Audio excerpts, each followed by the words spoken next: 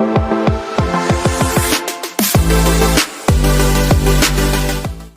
Dear students, आज हम लोग बात करेंगे वोकेशनल के जो कोर्स होता है, जो एक पेपर होता है उसके लिए बात करेंगे। जो वोकेशनल पेपर होता है बीएससी, और जो बच्चे बीएससी या बीए या बीकॉम फोर्थ सेमेस्टर में होंगे और उनको एक पेपर देना होता है। जब से नई एजुकेशन पॉलिसी आई है तो वहाँ पे आपको एक देना होता है और उसको आपको पास करना होता है। तो आज हम लोग उसमें 100 मोस्ट इम्पॉर्टेंट क्वेश्चन देखेंगे और उसके बारे में थोड़ा कुछ बातें जानेंगे कि जो हमारे पास ये फ़िज़िकल एजुकेशन और योगा का जो पेपर है फिज़िकल, उसके बारे में हर एक चीज़ को पेपर किस तरीके से आएगा, कि आपको कितना नंबर मिनिमम लेके आना होगा और पेपर किस लैंग्वेज में आएगा, इस सब से रिलेटेड जितनी भी चीज़ें होंगी उसको हम लोग आज इस वीडियो में समझेंगे। देन उसके बाद हम लोग 100 क्वेश्चन जो मोस्ट इंपॉर्टेंट होंगे, जो बहुत सारी यूनिवर्सिटीज़ में आए हुए हैं, क्योंकि जहाँ जहाँ पे फोर्थ सेमेस्टर का पेपर हो रहा है वहाँ वहाँ आपको ये वाला पेपर देखने को मिल रहा है। तो वह जो क्वेश्चन है इंपॉर्टेंट उसको हम लोग एक एक करके समझते हैं। देखिए, सबसे पहली बात यहाँ पे देखते हैं हम लोग इसमें कि यहाँ पे जो ये पेपर होगा ये 75 मार्क्स का आएगा। ठीक है, 75 मार्क्स का, और 75 यानी कि और जो पेपर होगा वो एमसीक्यू टाइप होगा, क्योंकि हर यूनिवर्सिटी अपने तरीके से अलग अलग करवाती है। तो जैसे जो आजमगढ़ यूनिवर्सिटी है, महाराजा सुहेलदेव स्टेट यूनिवर्सिटी, उसके अकॉर्डिंग जो ये पेपर होगा वो एमसीक्यू टाइप होगा। तो एक बात क्लियर हो गई कि क्योंकि बहुत सारा डाउट था कि पेपर थ्योरेटिकल होगा या एमसीक्यू टाइप होगा, तो यहाँ पे एकदम क्लियर है कि पेपर एमसीक्यू टाइप होगा। अब देखें, जो पेपर होगा उसमें 75 मार्क्स का होगा, यानी 75 मार्क्स का, यानी 75 क्वेश्चन आएंगे। जो क्वेश्चन होगा वो बाईलिंगुअल होगा। ये बाईलिंगुअल का मतलब होता है कि पेपर दो लैंग्वेज में आएगा, एक इंग्लिश और दूसरा हिंदी। यानी पहला क्वेश्चन अगर आपको इंग्लिश में लिखा होगा तो उसका आपको ऑप्शन में हिंदी वाला भी वर्जन लिखा होगा। आपको जो भी करना है आप उस अकॉर्डिंग कर सकते हैं। बात क्लियर है। उसके बाद यहाँ पे अब अगली बात करें इसमें, तो इसमें अगली बात ये है कि हम लोग को कितना नंबर लेके आना हो, क्योंकि आप इसको पास करना होगा। अगर आप इसको पास नहीं, जो भी स्टूडेंट इसको पास नहीं कर पाएगा तो उसको तो नेक्स्ट सेमेस्टर में एडमिशन मिल जाएगा, लेकिन वो फिर भी बैक पेपर दे के उसको कवर करना पड़ेगा। जब तक बैक पेपर दे के कवर नहीं करेगा तब तक उसका बीएससी फाइनल नहीं माना जाएगा, बीएससी उसका पूरा नहीं माना जाएगा। क्लियर है। तो इस तरीके से आपको हर हाल में पास करना होगा। और पास करने के लिए कितना नंबर आपको चाहिए, तो इस पर देखें तो आपको 40% आपको लेके आना होगा। अगर आप 75 मार्क्स का निकालें, 75 मार्क्स का 40% निकालेंगे तो आपको लगभग आएगा ये 30 नंबर, यानी आपको 30 मार्क्स लेके आना पड़ेगा। आप 30 मार्क्स लेके आएंगे तो यानी कि आपको 40% लेके आना होगा। जब आप 40% पाएंगे तभी आप पास होंगे, और 40% का मैंने कहा कि 30 मार्क्स आपको लेके आना पड़ेगा। दूसरी चीज़, इसका जो 25 नंबर है, 25 मार्क्स है, वो इंटरनल होता है। वो हर एक स्कूल की जिम्मेदारी होती है कि वो अपना किस तरीके से करवाए। जैसे मान लीजिए कि आपका मिड टर्म में होता है तो मिड टर्म के थ्रू वो नंबर मिल जाएगा। अब वो इस कॉलेज है कि कॉलेज डिसाइड करेगा, क्योंकि ये यूनिवर्सिटी की तरफ से है कि कॉलेज खुद डिसाइड करेगा कि इसका जो पेपर होगा वो इंटरनल, वो मिड टर्म होगा या नहीं होगा। तो वो हो सकता है कि उसको अगर by the way mid term होता है इंटरनल जो नंबर है, तो आपको इसका भी 40% लेके आना पड़ेगा, और इसका 40% होता है 10 नंबर। तो आपको यानी इंटरनल में 10 मार्क्स अलग लेके आना पड़ेगा, और आपको एक्सटर्नल में आपको 30 नंबर अलग से लेके आना पड़ेगा। दूसरी चीज़, इसका जो मार्क्स होगा वो आपके नंबर उसका काउंट नहीं होगा, आपको नंबर इसका नहीं जुड़ेगा। आपने खुद क्लास 10th में देखा होगा अपनी मार्कशीट में, क्लास 12th की मार्कशीट में, वहाँ पे आपको एक फ़िज़िकल एजुकेशन का कोर्स होता है यूपी बोर्ड में, वहाँ पे उसका आपको नंबर मिल जाता है, लेकिन आपको वो जो टोटल काउंट होता है नंबर उसमें ऐड नहीं होता। तो इस तरीके से यहाँ भी ऐड नहीं होगा। लेकिन आपको बिना पास किए आप बीएससी कंप्लीट नहीं कर सकते, आपको बैक पेपर देके कवर करना पड़ेगा। तो इसीलिए आपको हर हाल में आपको 40 क्वेश्चन 35 क्वेश्चन आपको सही करके आने हैं। तो उसके लिए हम लोग देखें most important question unit wise देख लेंगे। हम लोग इसको 2-3 वीडियो में कवर कर लेंगे, ताकि एक साथ भी फिर उसके बाद आपके पेपर से पहले मैं एक वीडियो बना दूंगा जो ये 1 शॉट वीडियो होगी, जिसमें आप बहुत इंपॉर्टेंट क्वेश्चन को हम लोग कवर कर लेंगे। तो चलिए, अगर आपको एक बात क्लियर हो गई है तो आप क्वेश्चन की तरफ बढ़ते हैं। अगर कोई भी डाउट होगा तो आप कमेंट सेक्शन में बताइएगा, और अगर आप इस चैनल पर नए होंगे तो चैनल को जरूर सब्सक्राइब करिएगा। चलिए देखते हैं, क्योंकि यहाँ पे आपको केमिस्ट्री से related video, most important video अपने दोस्तों से पूछ लीजिएगा, तो यहाँ पे हर एक चीज़ की वीडियो मिलती है, आप खुद यहाँ पे देख सकते हैं। चलिए एक एक क्वेश्चन को देखते हैं और उसको ऑप्शन को भी चेक करते हैं। जैसे पहला क्वेश्चन हमारे पास है, पहला क्वेश्चन है कि शारीरिक शिक्षा का वह भाग है जिसके अंतर्गत शारीरिक गतिविधियों द्वारा व्यक्ति का जो प्रशिक्षण उनका व्यक्तिगत तौर पे होता है उसके लिए हम लोग यहाँ पे हमारे पास है कि विकास के पूर्ण किया जाता है और ये भाषा की शारीरिक शिक्षा के संबंध में दी जाती है। तो इसका ऑप्शन नंबर ए है। AR वेमैन ने किया था। The physical education is the part of education under which the training and complete the development of a person is done through the physical activities. इसके बारे में जो ये स्टेटमेंट है उसको किस साइंटिस्ट ने दिया था, उसको दिया था AR वेमैन ने। तो इस तरीके से अगले क्वेश्चन की तरफ बढ़ें और इसमें हम लोग अगले क्वेश्चन की तरफ देखते हैं। देखें अगला क्वेश्चन हमारे पास है, अगला क्वेश्चन है कि शारीरिक शिक्षा की पर्यायवाची। शारीरिक शिक्षा जो है यानी कि synonyms of physical education are, इसका होता है क्लीननेस का, स्वच्छता का होता है, ये हमारे पास इसकी सिनोनिम्स होती है। उसके बाद हम लोग थोड़ा सा और इसमें देखें डिटेल से। उसके बाद तीसरा क्वेश्चन है कि शारीरिक शिक्षा के क्षेत्र है लगभग। The areas of physical education are about, कितने होते हैं बेटा? 8 होते हैं। कितने होते हैं? हमारे पास 8 होते हैं। तो ये हमारे पास हो गया तीसरा क्वेश्चन। उसके बाद हम लोग आगे बात करें तो आगे चलें, इसमें हमारे पास है कि शिक्षा के 3 वेरिएबल किसने बताए। जो वेरिएबल होते हैं कि यानी जो शिक्षा के वेरिएबल होते हैं उसको किसने बताए थे, तो उसको DV ने कहा था। किसने दिया था? हमको DV ने बताया था कि ये हमारे पास ये इसके वेरिएबल होते हैं। चलें अब अगले क्वेश्चन की तरफ बढ़ते हैं और अगले क्वेश्चन को हम लोग एक एक करके देखते हैं। चलें अगला क्वेश्चन देखें इसमें हम लोग, और अगले क्वेश्चन में क्या है कि who has given the 3 variable of teaching. Teaching के 3 वेरिएबल किसने दिया था? मैंने आपको बताया अभी को कि हमको किसने दिया था 3 वेरिएबल, हमने कहा था डेवी ने दिया था। उसके बाद है हमारे पास the speciality of teaching. Teaching is a, teaching क्या है? टीचिंग एक आर्ट है और एक साइंस है। तो हमारे पास ऑप्शन नंबर सी हमारे पास होगा, is a art and science. उसके बाद है भाषण विधि शारीरिक शिक्षा में उपयुक्त है। तो इसमें हमारे पास ऑप्शन नंबर सी देखें, हमारे पास है शारीरिक शिक्षा के उच्च कक्षाओं के लिए क्या है? भाषण विधि शारीरिक शिक्षा में उपयुक्त है, कि जो आप लेक्चर देते हैं बेसिकली उसके बारे में है। The speech method are suitable for physical education. उसके बाद नेक्स्ट हमारे पास 7वां क्वेश्चन है, उसको देखा जाए तो जो हमारे पास 7 क्वेश्चन है उसमें देखिए हमारे पास कि the change that come in human through the experience of centred on the physical activity are called physical education whose statement are this. ये स्टेटमेंट जो हमारे पास है कि जो चेंजेस होते हैं एक्सपीरियंस से सेंटर्ड होते हैं, फिजिकल एक्टिविटी से आती हैं, उसको किसने दिया था? तो उसको हम लोगों ने दिया था कि रोजलैंड कैसिडी ने। किसने दिया था? रोजलैंड कैसिडी ने। उसके बाद हमारे पास है कि शारीरिक शिक्षा उन अनुभव का सामूहिक प्रभाव है जो शारीरिक क्रियाओं द्वारा व्यक्ति को प्राप्त होती हैं। ये जो स्टेटमेंट था इसको किसने दिया था? इसको स्टेटमेंट दिया था डेल्बर्ट ओवरट्यूफर ने। ठीक है, तो इस तरीके से हम लोग को एक एक ऑप्शन एक एक क्वेश्चन को चेक करते जाएं और आराम से इसको हम लोग कवर करें। उसके बाद देखें अगला क्वेश्चन हमारे पास है, क्वेश्चन नंबर 9 की तरफ बढ़ें और क्वेश्चन नंबर 9 में हम लोग देखें, क्वेश्चन नंबर 9 में है निम्नलिखित में से कौन सा शारीरिक शिक्षा के उद्देश्य के अंतर्गत नहीं आता। ठीक है ना, कौन जो फिजिकल एजुकेशन के जो ऑब्जेक्टिव्स होते हैं जो उसमें कौन सा नहीं आता? उसमें आता है हमारे पास सेक्सुअल डेवलपमेंट। ठीक है, तो ये हमारे पास। उसके बाद है कि sport are the mean of. Sport क्या होता है? बेसिकली जो स्पोर्ट होता है वो बेसिकली जो इंसान एंजाइटी वगैरह से जो टेंशन में होता है, स्ट्रेस में होता है, उसको रिलीफ करने के लिए वो हम लोग एक स्पोर्ट कोई भी खेल खेलता है तो इंसान को उससे थोड़ा दूर हो जाता है। इसमें ऑप्शन देखा जाए, इसमें ऑप्शन में देखिए हिंदी में चिंता व तनाव से मुक्ति, एंजाइटी एंड स्ट्रेस रिलीफ। तो ये हमारे पास ऑप्शन नंबर बी होगा। उसके बाद है प्रारंभ में मनुष्य की शारीरिक शिक्षा का प्रयोग करता है। जो हमारे पास है in the beginning of man use the physical education. Physical education क्या होता है? इसमें हम लोग रक्षा व भोजन हेतु फॉर डिफेंस एंड फूड। उसके बाद है शारीरिक शिक्षा आज नौजवान की मूलभूत आवश्यकता है। ये कथन किसने दिया था? ये स्टेटमेंट किसने देखिए? जो हमारे पास फिजिकल एजुकेशन होता है ये किसी भी यूथ के लिए, आजकल की यूथ के लिए जो बेसिक नीड्स होती है उसमें इसको किसने दिया था? इसको दिया था हमारे पास सेकेंडरी एजुकेशन कमीशन। जो ये एजुकेशन कमीशन 1964 के आसपास आई थी एक कमीशन, इसमें ये बातें बताई गई थी। उसके बाद हम लोग आगे देखें, इसमें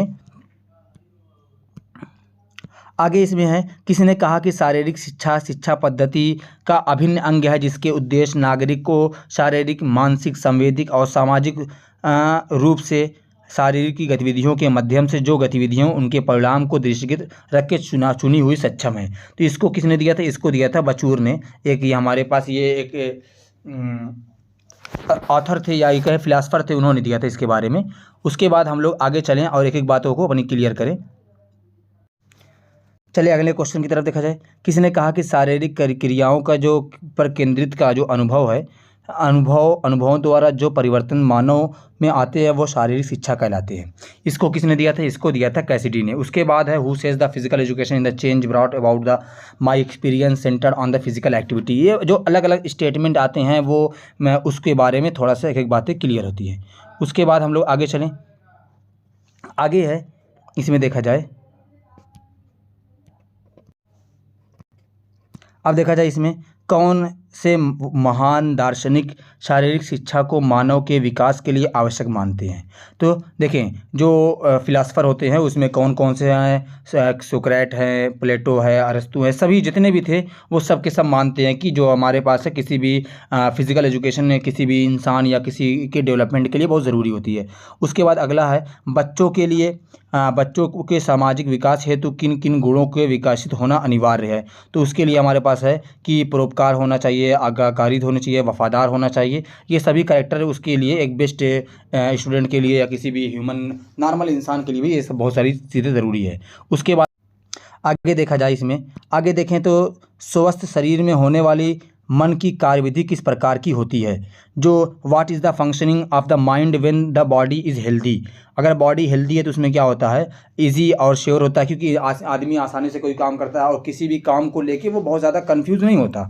तो इसमें हमारे पास उपयुक्त दोनों ये दोनों ऑप्शन हो सकते हैं। उसके बाद है शारीरिक शिक्षा में शरीर को किस प्रकार का बनाया जाता है। What type of body made by the physical education. Physical education से बॉडी कैसी बनती है, सबल यानी कि स्ट्रांग होती है, शेपली होती है और विगोरस टाइप की होती है, हष्टपुष्ट की तंदुरुस्त होती है। उसके बाद उपयुक्त सभी, तो ऑल ऑफ द एबव होती है, क्योंकि आदमी अगर फिजिकल एजुकेशन योगा वगैरह करता है, थोड़ा एक्सरसाइज वगैरह करता है तो उससे क्या क्या चीज़ें होती है। उसके बाद हमारे पास है, उसके बाद है the physical education is the importance because. Physical education की क्या ज़रूरत पड़ती है, तो उसके लिए हमारे पास है कि इट गिव द एनर्जी। इसका ऑप्शन नंबर 1 होगा, ये हमको एनर्जी देता है ताकि हमको और आसानी से कोई भी काम करने में हमको आसानी होती है। उसके बाद है हमारे पास शारीरिक शिक्षा का संबंध किस प्रकार है। शारीरिक शिक्षा यानी जो उसके फिजिकल एजुकेशन है उसका क्या रिलेटेड है, किससे रिलेटेड है। तो उसका रिलेटेड देखिए, अगर यहाँ पे हमारे पास है कि पीटी से आते हैं, जिम्नास्टिक है, ड्रिल से है, ये सब खेल के नाम, ये सब अलग अलग तरीके से हम लोग इसको करते हैं, तो इसमें ऑल ऑफ द अबव। उसके बाद है शारीरिक शिक्षा का क्षेत्र है, शारीरिक शिक्षा किस क्षेत्र में है, पढ़ना, शारीरिक क्रियाएं, भाषण देना, तो हमारे पास क्या होगा, शारीरिक क्रियाएं यानी फिजिकल एक्टिविटीज़ से होगा। उसके बाद आगे चलें, आगे हमारे पास है इसमें कि शारीरिक शिक्षा का उद्देश्य क्या है, यानी the aim of physical education. Physical education का क्या है, मानसिक विकास, mental development, physical development, social development, सभी डेवलपमेंट इसमें आते हैं। खासकर जो फिजिकल मेंटल दोनों ज़्यादा इंपॉर्टेंट हैं, तो हमारे पास फिर अगर फिजिकल और मेंटल है तो सोशल अपने आप हो जाता है। उसके बाद है कि शारीरिक शिक्षा का वह स्वरूप है जो शारीरिक क्रियाओं द्वारा संचालित की जाती है। ये कथन किसने दिया था, ये स्टेटमेंट किसने दिया था, तो इस स्टेटमेंट को हम लोग देखें, इस स्टेटमेंट को दिया था J.F. विलियम्स ने। कि किसने दिया था, J.F. विलियम्स ने। इसको ऑप्शन नंबर सी। उसके बाद आगे चलें, शारीरिक शिक्षा का समग्र शिक्षा का ही एक अंश है, ये स्टेटमेंट किसने दिया था, इस स्टेटमेंट को दिया था हमारे पास शर्मन ने। ये शर्मन का स्टेटमेंट था, शारीरिक शिक्षा का लक्ष्य एक समान है। शारीरिक शिक्षा एवं शिक्षा का लक्ष्य एक समान है। इसको हम लोग क्या कह सकते हैं, राष्ट्र के लिए अच्छे नागरिक तैयार करना, असत्य। उसके बाद दूसरा पता नहीं, इसमें कोई नहीं। भाई शारीरिक शिक्षा है जो टीचिंग एजुकेशन होता है या फिजिकल एजुकेशन होता है, ये क्योंकि इसके साथ साथ हम लोग एक अच्छा आदमी, क्योंकि सोशल डेवलपमेंट, मेंटल डेवलपमेंट होता है, तो वो एक हमारे राष्ट्र के लिए, किसी भी देश के लिए आता है। तो ऑप्शन नंबर 1 हमारे पास सही है। उसके बाद देखिए, शारीरिक शिक्षा सहायक है। शारीरिक शिक्षा क्या है, सहायक है। किसका, सहन शक्ति बढ़ाने में, व्यक्तिगत निर्माण में, चरित्र निर्माण में उपयुक्त सभी। तो इसमें क्या होगा, ऑल ऑफ द एबव होगा, सभी में होगा। कैरेक्टर बिल्डिंग में, in building the personality, increasing the stamina, इन सभी में आएगा। आज भारत की भगवत गीता की ही नहीं बल्कि फुटबॉल के मैदान में भी आवश्यकता है। लोग कह रहे हैं कि जो भगवत गीता है उसको सिर्फ हम लोग ये नहीं कि बस हम लोग कहीं पे भगवत गीता को पढ़ें, भारत में हर जगह हम फुटबॉल के मैदान में भी भगवत गीता पढ़ना चाहिए। तो ये ऑप्शन दिया, ये बात कही थी विवेकानंद ने, इस चीज़ को बताया था। उसके बाद है शारीरिक शिक्षा की अनौपचारिक क्रिया है। किसकी अनौपचारिक क्रिया है, ये नृत्य, खेल, योगासन। तो हमारे पास सभी, ऑप्शन नंबर डी। उसके बाद देखें, शारीरिक शिक्षा व्यक्ति के किस विकास पर ध्यान देती है। तो मैंने पहले ही कहा था कि मेंटल, सोशल और फिजिकल, तो इसमें भी ऑप्शन नंबर हमारे पास डी आएगा। उसके बाद देखें, शारीरिक शिक्षण के द्वारा व्यक्ति का शरीर बनाया जाता है, तो ये क्वेश्चन हो चुका है। उसके बाद खेल का जीवन का एक सिद्धांत है, खेल ही जीवन सिद्धांत के प्रतिपादक कौन थे, यानी खेल ही जीवन के सिद्धांत है, तो इसके जो है जॉन डेवी। जॉन डेवी बहुत अच्छे हैं, मतलब कि उन्होंने बेसिकली किस तरीके से बच्चों को पढ़ाना चाहिए उसके बारे में ज़्यादातर स्टेटमेंट, जॉन डेवी बहुत इस मामले में बहुत फेमस आदमी थे। उसके बाद देखा जाए हम लोग, अब देखा जाए इसमें लिखा है in which the period did the development of physical education stop due to the non violence of India. Non violence of India में है जैन एंड बुद्धिस्ट पीरियड में। उसके बाद हमारे पास the physical education is a essential part of health program body the above statement view the context of education is. ये किसने दिया था, ये किस कमीशन ने दिया था, कि बहुत सारे एजुकेशन कमीशन आए थे। क्या था, physical education is an essential part of health programme. ये हमारे पास सेकेंडरी एजुकेशन कमीशन में, सेकेंडरी एजुकेशन उसके कोठारी है, ये सब बहुत लेट आए थे। शारीरिक शिक्षा के क्षेत्र में किन कार्यों को शामिल किया जा सकता है, यानी कि जो फिजिकल एजुकेशन होती है इसमें किस किस प्रोग्राम को हम इंक्लूड कर सकते हैं। उसमें है सेल्फ डिफेंस एक्टिविटी, उसके बाद है कम्प्लीमेंट्री स्पोर्ट, तो ये दो सभी इसमें आएगा, ठीक है ना। उसके बाद हम लोग आगे चलें, आगे देखें एक एक स्टेटमेंट को और उसको समझने की कोशिश करें। देखें, अंतर्राष्ट्रीय योग दिवस कब मनाया जाता है, when is international yoga day celebrate. Yoga day को कब सेलिब्रेट किया जाता है, 21 जून को योगा डे सेलिब्रेट किया जाता है। और ये बहुत इंपॉर्टेंट क्वेश्चन है क्योंकि योगा के बारे में है, तो योगा इंटरनेशनल योगा डे एक कब मनाए थे। स्वीडन के किसके प्रयासों से शारीरिक शिक्षा का उत्थान हुआ था, स्वीडन में, यानी स्वीडन में किसके वजह से हुआ था, इसमें है सर हेनरिक लिंग ने। ऑप्शन नंबर सी हमारे पास सही है। उसके बाद आगे चले, आगे देखें, इसमें है कि एक एलीट श्रेष्ठ, यहाँ पे how much the blood does in the head of elite athlete pump in a minute. कह रहा है कि जो एथलीट होते हैं उनका एक मिनट में कितना ब्लड पंप होता है, तो उसमें हमारे पास होगा 22 लीटर। कितने लीटर होता है, 22 लीटर। उसके बाद है the experimentalism is also known as, जो प्रयोग, यानी कि जो बेसिकली आदमी एक्सपेरिमेंट से कोई भी चीज़ सिखाई जा सकती है, सीखी जा सकती है, उसके बारे में हमारे पास है, तो इसको बोलते हैं हम लोग व्यवहारवाद फिलॉसफी। क्या बोलते हैं, प्रैग्मेटिज्म। क्या बोलते हैं इसको, प्रैग्मेटिज्म। उसके बाद है पैरा ओलंपिक खेलों में 4 सिद्धांत कौन से हैं, what were the 4 principle of the para Olympic games. कौन कौन से हमारे पास है, देखिए इसमें है दृढ़ता, यानी प्रिजर्वेंस, इंस्पिरेशन, करेज एंड इक्वलिटी, तो उसमें है दृढ़, प्रेरणा स्रोत, साहस और समानता, ये हमारे पास ऑप्शन है। उसके बाद आगे चलें, कह रहा कि भारतीय खेल प्राधिकरण जो होता है, how many different scheme are being run by the sport authority of India to promote the sport. Sport को प्रमोट करने के लिए इंडियन जो स्पोर्ट अथॉरिटी है उसने कितने तरह की जो स्कीम है वो दिया था, उसमें हमारे पास है 7 तरह की स्कीम। कितने तरह की स्कीम दिया है, 7 तरह की, ठीक है। तो अब उसके बाद हम लोग ने उसके कह रहा है कि how many event sport person to appointed by the government of India on the rotation on the basis of each zone of sport authority of India including 2 women sport person if. उसमें कितना हमारे पास होगा, 8। कितने zone होते हैं, कितने वो जो एक अथॉरिटी बनी हुई है उसमें कितने लोग हैं, 8। और कितने सर्कुलर होते हैं, 7 सर्कुलर उसमें हैं। उसके बाद है in which Indian women has been selected for the membership of the 2016 of Rio summer Olympic. Rio summer Olympic में कौन गया था, नीता अंबानी गई थी। उसके बाद हमारे पास 2020 टोक्यो ओलंपिक खेलों में शामिल किए गए नए खेलों का नाम बताइए। कौन सा नया खेल था, उसमें हमारे पास देखें स्केटबोर्डिंग और कराटे व बेसबॉल, तो हमारे पास दोनों ऑप्शन हैं, दोनों किए गए थे। उसके बाद हमारे पास है कि प्राचीन ओलंपिक खेलों में अगर एक बॉक्सर रिंग में फाइट के दौरान दूसरे बॉक्सर को मार देता था तो अधिकारियों द्वारा क्या निर्णय किया जाता था, तो इसके बारे में यह है कि वह फाइट हार जाता था, कि अगर उसको मार देंगे तो वो फाइट हार जाएगा, लेकिन अब ऐसा नहीं है, इसको चेंज कर दिया गया है, ठीक है। उसके बाद है शारीरिक शिक्षा का क्या लक्ष्य है, शारीरिक शिक्षा का लक्ष्य क्या है, इसमें ऑप्शन नंबर डी होगा, शारीरिक, मेंटल, फिजिकल, ये सब है, इसमें सब है, growth of development, all-rounder development, सब इसमें आ जाता है। उसके बाद है लर्न बॉडी मास इज़, क्या है, लीन बॉडी मास क्या है, तो लीन बॉडी मास क्या होता है, हमारे पास लीन बॉडी मास होता है muscles, bone and lean tissue of the body, यानी मांसपेशी, हड्डी और शरीर की वसाहीन ऊतक, जो जिसमें यानी कि जिसमें फैट वगैरह नहीं होते हैं उसको। उसके बाद है in the view of most of the sociologist sport were first see as which the type of activities. कह रहा है कि अधिकतर समाजशास्त्रियों के नज़रिए से खेल को सर्वप्रथम किस प्रकार की गतिविधियों के रूप में देखा जाता था, ठीक है ना।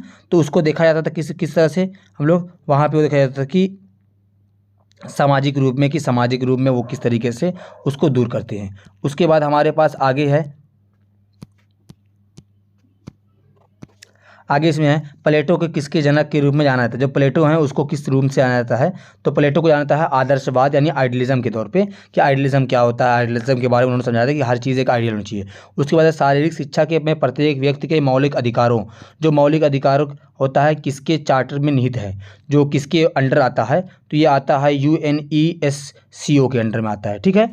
उसके बाद आगे चलें, अतिरिक्त ऊर्जा सरप्लस एनर्जी का सिद्धांत किसने दिया था। जो एक्सटर्नल एनर्जी होती है, who give the principle of surplus energy, surplus energy का स्टेटमेंट किसने दिया था, तो इसको हमारे पास दिया था स्पेंसर एंड शीलर ने। किसने दिया था, स्पेंसर एंड शीलर ने दिया था। उसके बाद है कलानुक्रमिक या हम लोग कहें क्रोनोलॉजिकल एज, ठीक है ना। उसको ये कलानुक्रमिक उम्र, ये बड़ी दिक्कत वाली बात है।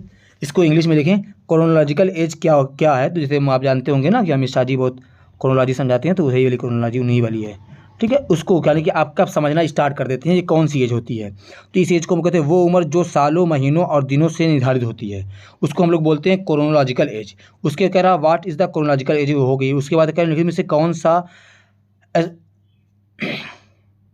कह रहा है एस्थेटिक बॉडी टाइप के संबंधित है। Which one of the following is related to the aesthetic body types. इसमें हमारे पास क्या होगा, option number D, lean, shallow, दुबला, उथला छाती, ठीक है ना। उसके बाद आगे देखा जाए लीन, शैलो चेस्ट इसमें आता है। उसके बाद है एंडोमॉर्फ संबंधित होता है। जो एंडोमॉर्फ होता है वो किससे रिलेट करता है, इसमें हमारे पास होता है मोटापा से, कि ये आदमी जो मोटा होता है उसके। पिकनिक बिल्ड शब्द है, क्या है, pyknic build is related to, किससे रिलेट करता है, छोटा और मोटा से। तो जो छोटे छोटे टर्म हैं ये इस्तेमाल होते हैं फिलॉसफी में, तो उसके बारे में है। उसके बाद आगे चला जाए एक्टोमॉर्फ। जो एक्टोमॉर्फ संबंधित, जो एक्टोमॉर्फ होता है वो किससे संबंधित होता है, एक्टोमॉर्फ संबंधित होता है दुबले और पतले से। उसके बाद हमारा all India council of sport का गठन कब हुआ था। ऑल इंडिया स्पोर्ट का गठन कब हुआ था, स्पोर्ट का गठन हुआ था 1954 में। ये भी कोई अच्छा क्वेश्चन है, in which year of the all India council of sport was found. उसके बाद जर्मनी का स्कूल ऑफ जिम्नास्टिक की स्थापना की। जर्मनी में स्कूल ऑफ जिम्नास्टिक की स्थापना किसने की थी उसके बारे में है, तो उसको किया था एडोल्फ स्पीज ने। किसने किया था, एडोल्फ स्पीज ने। उसके बाद है आराम के समय खिलाड़ी का हृदय प्रत्येक मिनट में कितनी बार धड़कता है, यानी जब वो रेस्ट करता है उस दौरान कितनी बार वो धड़कता है, तो वो होता है हमारे पास 40 से 60 प्रति मिनट। एक मिनट में वो लगभग 40 से 60 बार धड़कता है। उसके बाद हमारे पास है भारत को अधिकतर आधुनिक खेलों में किसने अवगत कराया। आधुनिक खेल जो ये मॉडर्न जो स्पोर्ट है उसको किसने करवाया था, उसको करवाया गया था ब्रिटिश सेना ने, क्योंकि ब्रिटिश सेना उस वक्त जो मॉडर्न स्पोर्ट थे उसको खेलती थी, उसको देख के हिंदुस्तानी लोग ज़्यादा खेलते थे उसी लिए। उसके बाद कह रहा है एक एथलीट का हृदय है, ठीक है ना, उसको ये क्या होता है व्यायाम के समय काम कम करता है और आराम में,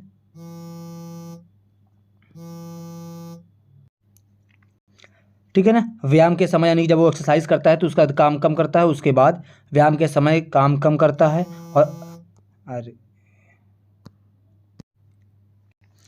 क्या इसमें है कि जब वो एक एथलीट का ये जो दिल होता है, हार्ट ऑफ एन एथलीट, वो lace work during the exercise most rest, ठीक है ना। जब वो आराम करता है तो ज़्यादा तेज़ी से काम करता है, बाकी वैसे काम करते वक्त उसमें खेलते वक्त या कोई एक्सरसाइज करते वक्त कम होता है। लंबी दूरी के एथलीट धावक के अंदर होता है, जो लंबी रोज की घोड़े होते हैं, जो ज़्यादा दूर तक दौड़ते हैं, उसके लिए उनमें क्या क्या चीज़ें होती हैं, तो उनमें हमारे पास अधिक मात्रा में लो स्टिच फाइबर होना चाहिए। जो हमारे पास यानी कि जो उनके अंदर बेसिकली ना वो उसको क्या बोलते, थोड़ा सा वो याद नहीं आ रहा उसको हम लोग, चलिए फिर भी ऑप्शन को देख लें, उसमें सी ऑप्शन हमारे पास सही होगा, ठीक है। चलिए उसके बाद आगे चले हम लोग, आगे इसमें होगा जब एक बैडमिंटन खिलाड़ी शुरू करता है टेनिस खेलना तो इसका क्या स्थानांतरण प्रभाव पड़ता है। When A badminton player start the playing tennis what is the transfer effect of, कि उसका क्या ट्रांसफ़र पड़ता है, तो उसमें ये होता है वो पॉजिटिव इफेक्ट लेता है, सकारात्मक इफेक्ट पड़ता है। उसके कह रहा है कि the philosophy of realism is the best display in which of the following. वो कह रहा है कि जो रियलिज्म होता है उसको कब अच्छा इफेक्ट पड़ता है, तो उसमें हमारे पास ये होता है जो sound mind in the body, sound body, जो हमारे जो साउंड जो दिमागी आवाज़ होती है वो उसको उसकी बॉडी में अच्छे से सुन सके उसके बारे में है। उसके कह रहा है कि अच्छी मांसपेशियाँ टोन अत्यधिक रूप से संबंधित होती हैं, एक अच्छा होता है उसके बारे में है। तो देखें, good muscles tones is highly related to a good, किससे रिलेट करता है, वो रिएक्शन टाइम से करता है कि अगर आप अच्छे से रिएक्ट करते हैं तो यानी कि आपकी जो बॉडी है, जो मसल है वो सही से काम कर रही है, वो आप फिट हैं अगर आप सही टाइम पे रिएक्ट किसी चीज़ को करते हैं। उसी तरह किस प्रक्रिया को अपना हर किसी को अपना कर हर किसी व्यक्ति को अलग किया और पहचाना जा सकता है। ठीक है, bye adopting which the process each person can be separated and the identified. ठीक है, इसमें क्या होगा हमारे पास, इसमें ऑप्शन नंबर ए होगा। ठीक है, ये जेनेटिक मटेरियल होता है, कोई चीज़ होता है कि अगर आप किसी को एक दूसरे से पहचानते हैं। उसके बाद कह रहा है कि the science of the activity of a person is related to the his environment whose said. ये स्टेटमेंट किसने दिया था कि वो आपको इन्वायरमेंट से किसी इंसान को पहचानते हैं, उस स्टेटमेंट को दिया था वुडवर्थ ने। किसने दिया था? वुडवर्थ ने। उसके बाद national plan of physical education 1956 किसके द्वारा प्रसारित किया गया था? ठीक है, तो ये दिया गया था central advisory board of physical education and reflection के। इसको याद रख लीजिएगा, ये सब चीज़ें बहुत काम की है। उसके बाद आप स्क्रीनशॉट लेकर रख लीजिए, सबसे अच्छा तरीका यही है ना। National plans of physical education 1956 developed by, तो ये यहाँ वगैरह सेंट्रल एजुकेशन एडवाइजरी बोर्ड हुआ था। उसके बाद है किस देश के अंदर पोक स्कूल शारीरिक शिक्षा के नए विचार लेने के लिए जाना जाता है? कौन सा स्कूल था? डेनमार्क में ये होता है। उसके बाद आगे चला जाए, निम्नलिखित खेल गतिविधियों को किसको मदर स्पोर्ट की संज्ञा दी जाती है? मदर स्पोर्ट की संज्ञा किसमें दी जाती है?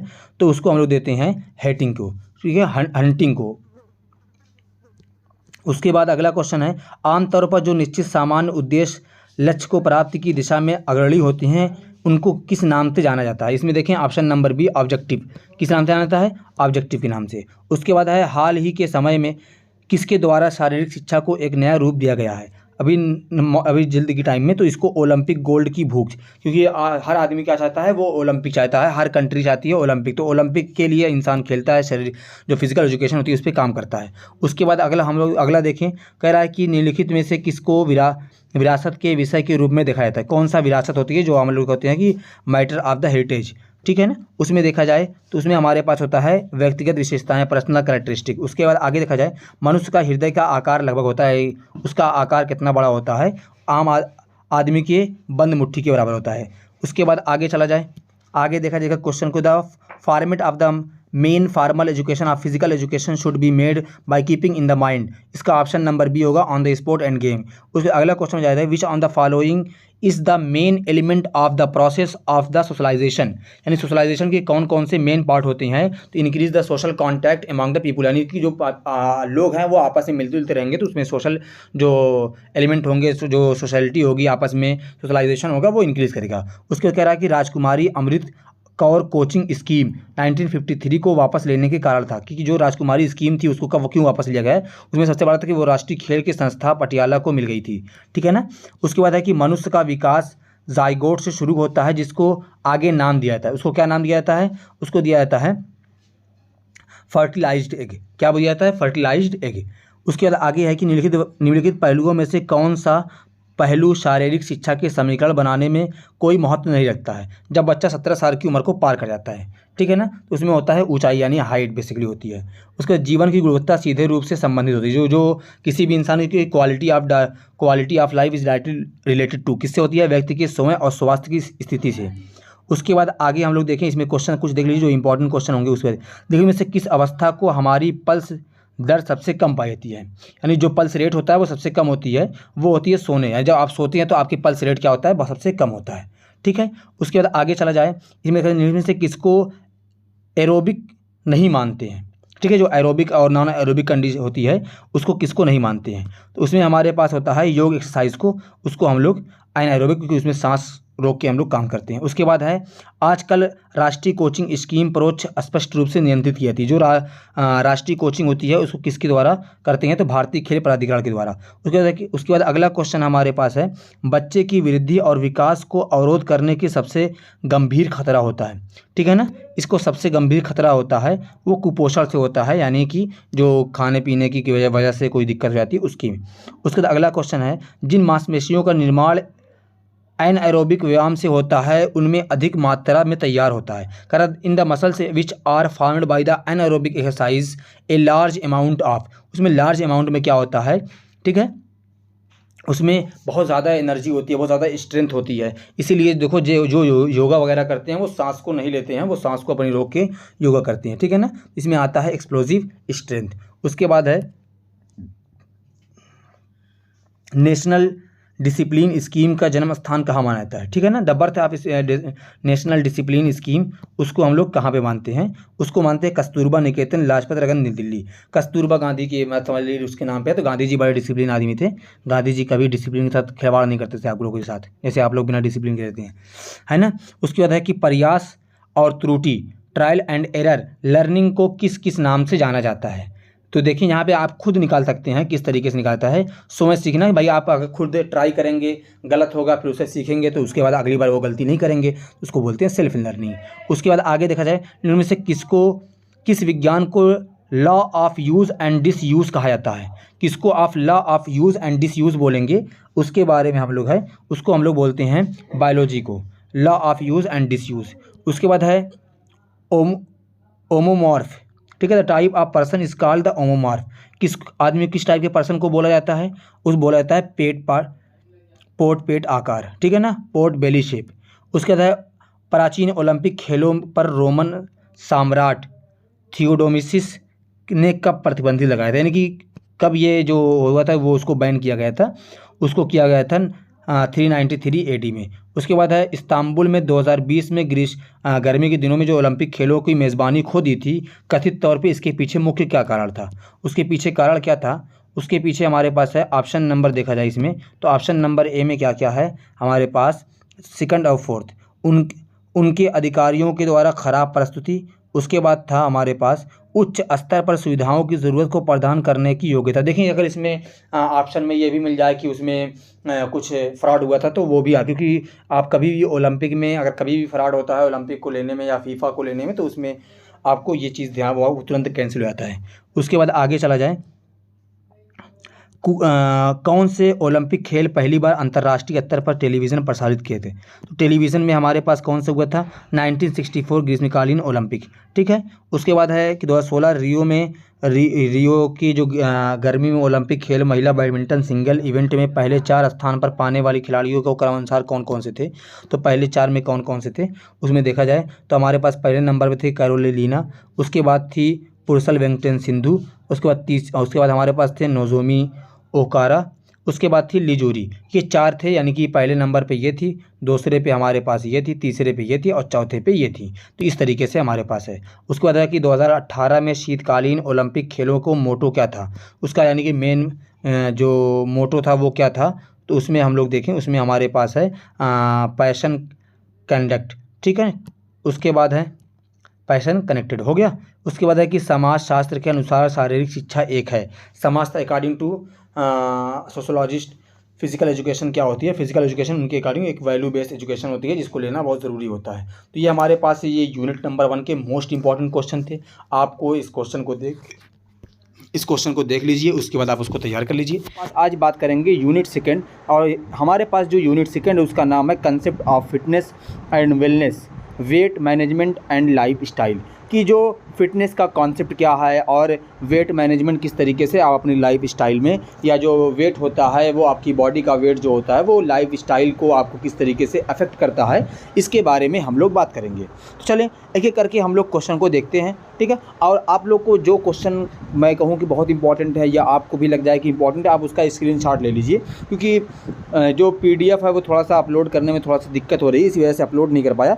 मैं एक आध दिन में आपको डिस्क्रिप्शन में PDF दे दूंगा, आपको हर एक वीडियो में जो होगी उसमें भी डिस्क्रिप्शन में आप चेक कर लीजिएगा, वहाँ पे आपको PDF मिल जाएगा, ठीक है। तो चलें आज हम लोग देखते हैं इसको, एक एक क्वेश्चन को आगे बढ़ते हैं। देखिए सबसे पहले हमारे पास पहला क्वेश्चन है। पहला क्वेश्चन हमारे पास क्या है, क्वेश्चन है कि स्वास्थ्य शरीर मस्तिष्क अथवा आत्मा से दृढ़, विशेषकर शारीरिक रोगों अथवा दर्द से युक्त होने की अवस्था, ये परिभाषा किसने दी थी।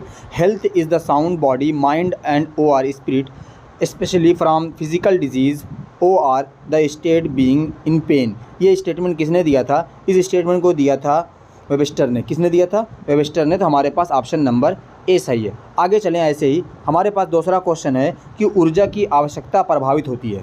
कह रहा है energy requirement is affected by, ये किससे अफेक्ट होता है? तो उसके बारे में हम लोग देखा जाए तो हमारे पास यहाँ पे देखें, यहाँ पे हमारे पास ऑप्शन होगा शारीरिक क्रियाशील द्वारा। क्या है? By physical activities. किसके द्वारा होगी?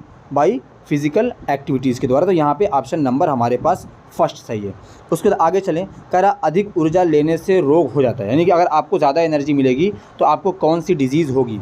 ऑप्शन हमारे पास यहाँ पे देखिए, taking more energy cause the disease. यहाँ पे हमारे पास ऑप्शन क्या आएगा? ऑप्शन होगा कि हमारे पास डायबिटीज़ हो जाती है। क्या हो जाती है? डायबिटीज़ हो जाती है।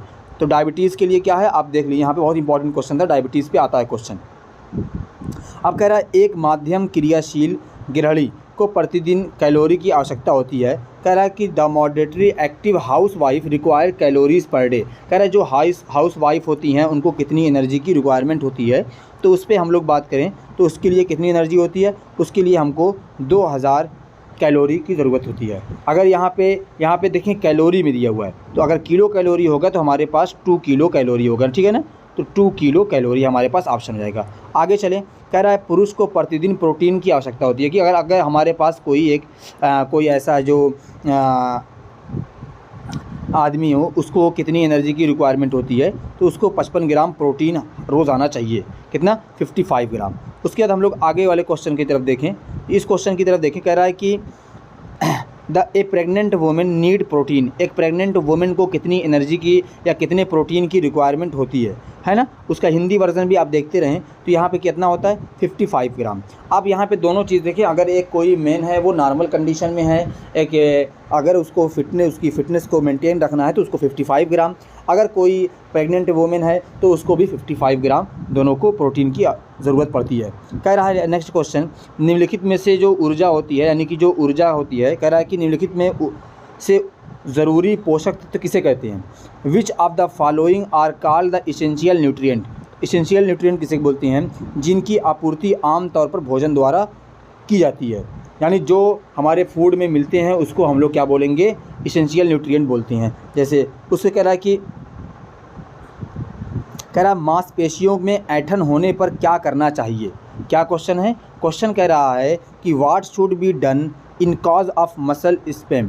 तो हमारे पास यहाँ पे ऑप्शन क्या होगा? हमारे पास होगा व्यायाम करना बंद कर दें, यानी आप एक्सरसाइज करना बंद कर दें। अगर आपकी बॉडी में बहुत ज़्यादा ऐंठन है तो आप उस कंडीशन में एक्सरसाइज मत करें।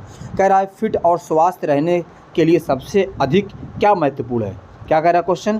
क्वेश्चन कह रहा है कि what is the most important to stay fit and healthy. ऐसे केस में हमारे पास ऑप्शन आता है लाइफ स्टाइल। क्या होता है? स्वस्थ रहने के लिए कि आपकी लाइफ स्टाइल, आपकी जीवन शैली कैसी है, इस बात पे डिपेंड करता है कि आपकी फिटनेस कितनी है। कह रहा है रेशा युक्त पदार्थों को किस रोग में कम मात्रा में देना चाहिए? ऑप्शन क्या है? कह रहा है कि fibrous substance should be given in less quantity in which disease. तो किस डिजीज़ में? हमारे पास है अल्सर में, उसके बाद सैलिक रोग में, पेचिस में, ठीक है ना, डिसेंट्री है, उसके बाद अल्सर है। यहाँ पे हमारे पास सभी में क्या होगा? सभी ऑप्शन होगा। उसके बाद आगे चलें। आगे हमारे पास कह रहा है इसमें, यहाँ पे देखें तो यहाँ पे हमारे पास क्या है? कह रहा है किस अवस्था में सामान्य आहार को उपचारात्मक आहार में बदला जाता है? क्या कह रहा है? In which condition the normal diet is converted into a therapeutic diet. तो इसमें क्या होगा? कह रहा है कि स्वास्थ्य अवस्था में, विशिष्ट अवस्था में, रोगी अवस्था में।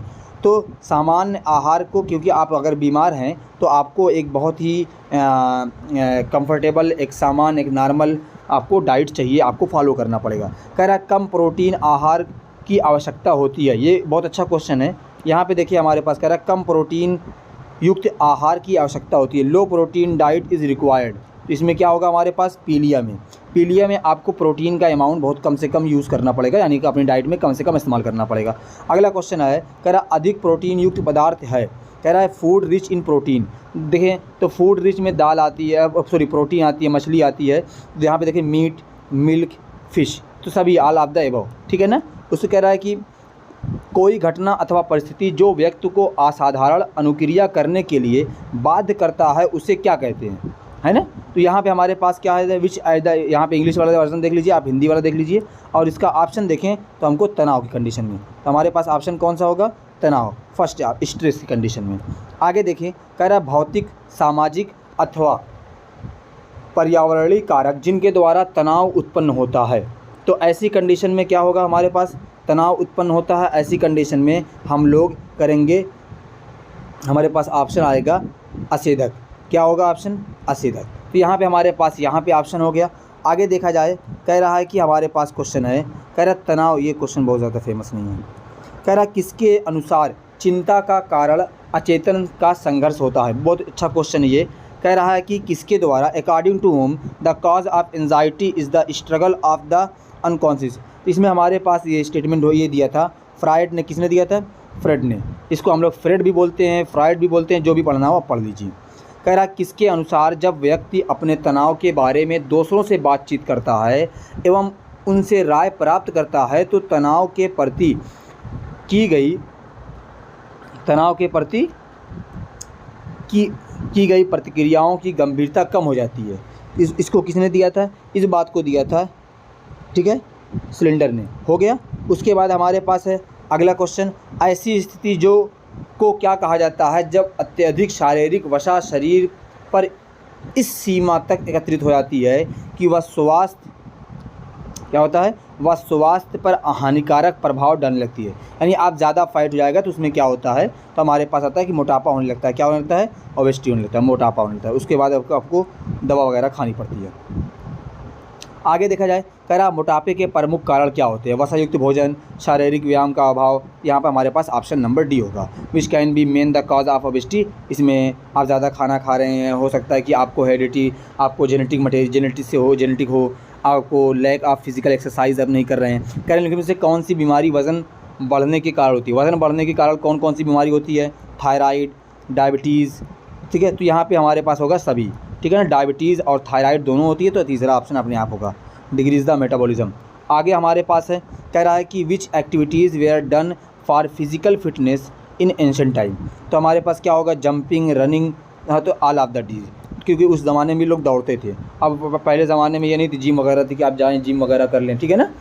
कह रहा शारीरिक फिटनेस से लाभ कौन कौन से होते हैं? तो सभी होगा इसमें, देखो या सॉरी उपयुक्त दोनों यहाँ पे। कह रहा पाचन तंत्र में सुधार होता है और ये हमारे पास यहाँ पे हमारे पास दोनों हो जाएगा। कह रहा है कि घरों में खेले जाने वाले खेल कौन कौन से होते हैं? जो घर में खेलते हैं, आप बचपन से खेले होंगे तो आप जानते होंगे कौन कौन सा होगा। टेबल टेनिस, ठीक है, स्नूकर, ये भी बैडमिंटन, सब खेलते हैं तो उपयुक्त सभी, ठीक है ना। कह रहा है कि शारीरिक उपयुक्तता किस पर निर्भर करती है? कह रहा है on what does physical fitness depend. Physical fitness जो होती है वो डिपेंड करती है आपके मेंटल हेल्थ पर, आपकी फ़िज़िकल हेल्थ पर। उसके बाद हमारे पास option number C, on both the above, ठीक है ना। आगे चलिए हम लोग यहाँ पे देखें, मोटे लोगों को किस प्रकार की बीमारियाँ हो सकती है? What type of disease can be caused by. तो यहाँ पे हमारे पास देखें तो यहाँ पे इनको आएगा ब्लड प्रेशर की दिक्कत होती है, डायबिटीज़ की होती है। यहाँ पे हमारे पास ऑप्शन नंबर डी होगा, दो दिक्कत तो होती ही है जो आप जानते रहते हैं। What kind of growth take place through asana, ठीक है ना। कह रहा है आसन के द्वारा किस प्रकार की वृद्धि होती है? तो देखें शारीरिक मानसिक दोनों, उपयुक्त दोनों, ठीक है ना। उसको कह रहा है कि नियमित व्यायाम से व्यक्ति को किस प्रकार का लाभ होता है? अगर आप रोज़ाना अगर आप रेगुलर एक्सरसाइज करेंगे तो आपको क्या क्या फ़ायदा होगा? वो आपकी क्या होता है? एनर्जी इंक्रीज़ होती है, सही बात है। ब्लड प्रेशर प्यूरीफाई होता है, अच्छा होता है, ठीक है, ये भी है। डाइजेस्टिव सिस्टम सही हो जाता है, उपयुक्त सभी। तो हमारे पास होगा ऑल ऑफ दीज। आगे चलें, कह रहा कि वाट स्पीड डू, यहाँ पे देखिए हम लोग, यहाँ पर हमारे पास है, कह रहा है कि वायविक गतिविधियाँ किन गतियों से बढ़ती है, ठीक है ना। जो न्यूमेटिक मूवमेंट होती है इंक्रीज़ करती है, किसके द्वारा करती है? श्वास की गति से, हृदय की गति से, उपयुक्त दोनों। तो हमारे पास होगा उपयुक्त दोनों, क्लियर है। यहाँ पे हमारे पास आ जाएगा ये वाला। कह रहा है भार प्रशिक्षण के लाभ कौन कौन से होते हैं? What are the benefit of weight training. Weight training के आपको क्या क्या एडवांटेज हैं? डाइट इंक्रीज़ करते हैं, स्टेमिना इंक्रीज़ होता है, फैट डिक्रीज़ इन मसल्स, हमारे पास ऑल ऑफ द अबव, ठीक है। अब उसको देखें, किन व्यायामों से पेशी बल को बढ़ाया जाता है? कौन सा आप ऐसा आसन करेंगे जो होता है कि जो एक्सरसाइज करेंगे जिसकी वजह से आपको क्या बोलते हैं कि आपकी जो मसल्स होती है वो उसकी जो स्ट्रेंथ होती है वो बढ़ती है। तो ऊपर चढ़ना व उतरना, ये भी सही है। दंड मारना, पुशअप करना, ये भी सही है हमारे पास। तो इसके बाद ऑप्शन नंबर डी हो गया। उससे कह रहे हैं कि गतिशील पेशियों कार्य कौन से होते हैं, what are the dynamic muscle function. तो इसमें क्या होगा हमारे पास, देखें 100 मीटर की दौड़, लंबी कूद, ऊंची कूद, उपयुक्त सभी में हमारे पास होता है। कह रहा है शारीरिक क्षमता के मूलभूत कौशल कौन से हैं, दौड़ना, चमकना, सभी, ऑल ऑफ दीज। ठीक है ना। देखिए आप एक कल से एक बात देख रहे होंगे, बहुत कॉमन सी है कि अगर आता है कि बोथ या आता है ऑप्शन ऑल ऑफ दीज, तो ये आपको ज़्यादातर प्रीफर कर लेना चाहिए अगर आपको ऑप्शन नहीं मालूम होता है। क्लियर है, क्योंकि आपको बहुत सारा तो आपके पढ़ के जाते नहीं हैं। तो यहाँ पे हमारे पास कुछ क्वेश्चन में आपको ऐसी आसानी हो जाती है। कह रहा है कि पानी को के व्यावसायिक कार्यक्रमों में कौन कौन से घटक शामिल हैं, पानी के व्यावसायिक कार्यक्रमों में, सॉरी वायविक कर्मों में। ठीक है ना। कह रहा है what are the component involve in water. ठीक है, तो यहाँ पे हमारे क्या है, शक्ति बढ़ाना, टोनिंग, उपयुक्त दोनों, क्योंकि आप टोन वगैरह चेंज होती रहती है ना, स्किन टोन, तो उसके लिए। कह रहा है कि मुकदर चलाने से के लाभ कौन से होते हैं, what are the benefit of running the मुकदर। यहाँ पे हमारे क्या कह रहा है, एनर्जी डेवलप होती, सही है, पैर मजबूत होता है, पेट की खराबी ठीक होती है, ऑल ऑफ दीज। ठीक है, आगे चलें। कह रहा है मानव शरीर की मांसपेशियों में कुल कितनी संख्या है, क्वेश्चन बहुत इंपॉर्टेंट है ना। इसमें हमारे पास आएगा 600, कितना आएगा 600। कह रहा है कि चिकनी मांसपेशिया के का दूसरा नाम क्या है। ठीक है, तो इसको हम लोग क्या है नाम है, पहला है अनैच्छिक, यानी जो अपनी इच्छा से नहीं होती है उससे। ठीक है, हम लोग कहते हैं इनवॉलंटरी मसल्स।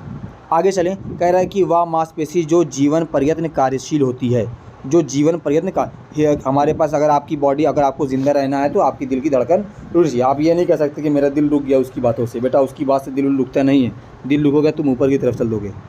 ठीक है ना।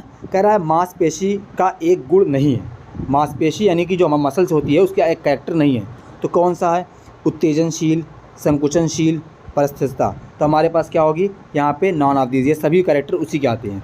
आगे कह रहा है कि, आगे चलिए इसमें थोड़ा सा, कह रहा है कि शारीरिक दक्षता का प्रकार कौन से हैं। कह रहा है what type of physical efficiency, physical efficiency के कौन कौन से टाइप नहीं है। तो हमारे पास है हेल्थ रिलेटेड एफिशिएंसी, परफॉर्मेंस, दोनों, बोथ ए, यहाँ पे बोथ ए एंड बी।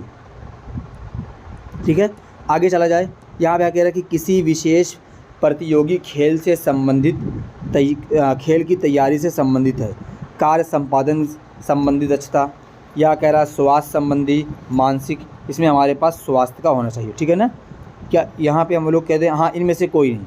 ठीक है, ये भी ऑप्शन में है, कार्य संपादन संबंधी। ठीक है ना, वहाँ पे ये ऑप्शन इसका गलत हो सकता है। ठीक है ना, ये ऑप्शन इसमें गलत हो सकता है, इसमें हमारे पास ये वाला, क्योंकि तीनों के लिए इंपॉर्टेंट है। अगर आप कोई भी खेल खेलने जा रहे हैं तो आप मेंटली फिजिकली फिट होने चाहिए। ठीक है ना, तो उस तभी आप कोई भी खेल में, कोई विशेष खेल कोई भी हो, कोई आप कंपटीशन होगा तभी आप पार्टिसिपेट, अच्छा परफॉर्मेंस कर पाएंगे। आगे चलें। कह रहा किसी प्रकार के रक्त प्रवाह को रोकने में शामिल मुख्य क्रिया है। कह रहा the main action involving the stopping any type of blood flow. तो ब्लड फ्लो के लिए इंपॉर्टेंट होता है, क्या होता है, एलिवेशन, कूलिंग, प्रेशर। ठीक है ना, हमारे पास प्रेशर अच्छा बनेगा तभी ब्लड क्या होगा, वो आसानी से फ्लो होगा। कह रहा अच्छे स्पेस दिया हुआ है, क्या दिया हुआ है यहाँ पे देखिए, exercise is necessary for good, किसके लिए होता है, फिजिकल स्ट्रेंथ के लिए, social skill, physical skill, health. तो किसके लिए होता है, हेल्थ के लिए बहुत ज़रूरी होता है।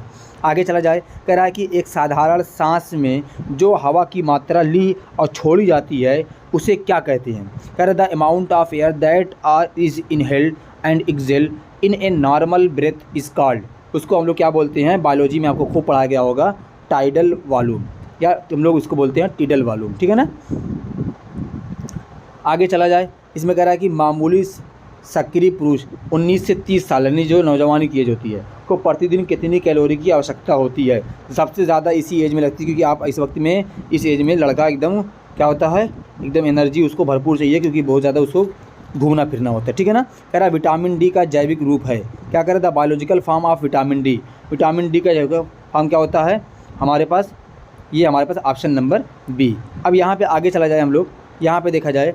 कह रहा है कि प्रत्येक किलोग्राम शरीर भार के लिए लगभग कितनी कैलोरी की आवश्यकता प्रति घंटा होती है।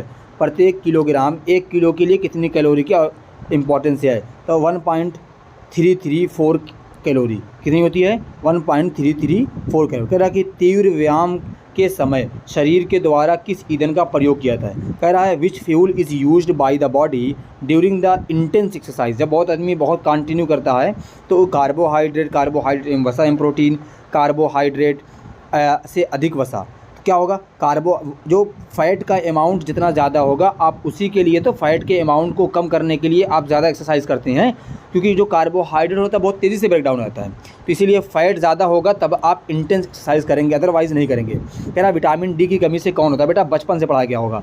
विटामिन डी से क्या होता है, रिक्टस, ठीक है, जो सूखापन वगैरह आता है बॉडी में जो पड़ जाता है। अब जैसे यहाँ पे हम लोग देख लीजिए, नाइट ब्लाइंडनेस विटामिन ए की कमी से, स्कर्वी विटामिन सी की कमी से, तो इस तरीके से हमारे पास है। आगे चला जाए, कह रहा है कौन सी गतिविधि से अत्यधिक कैलोरी जलती है। आप कौन सी एक्सरसाइज करेंगे तो आपकी जो कैलोरी होगी ज़्यादा बर्न करेगी, मैक्सिमम कैलोरी बर्न होगी। तो कौन है, दौड़ने की गति से, साइकिल चलाने से, तैराकी करने से, और उपयुक्त में से कोई नहीं। तो आप जब दौड़ेंगे तो ज़्यादा असर पड़ेगा, ठीक है ना।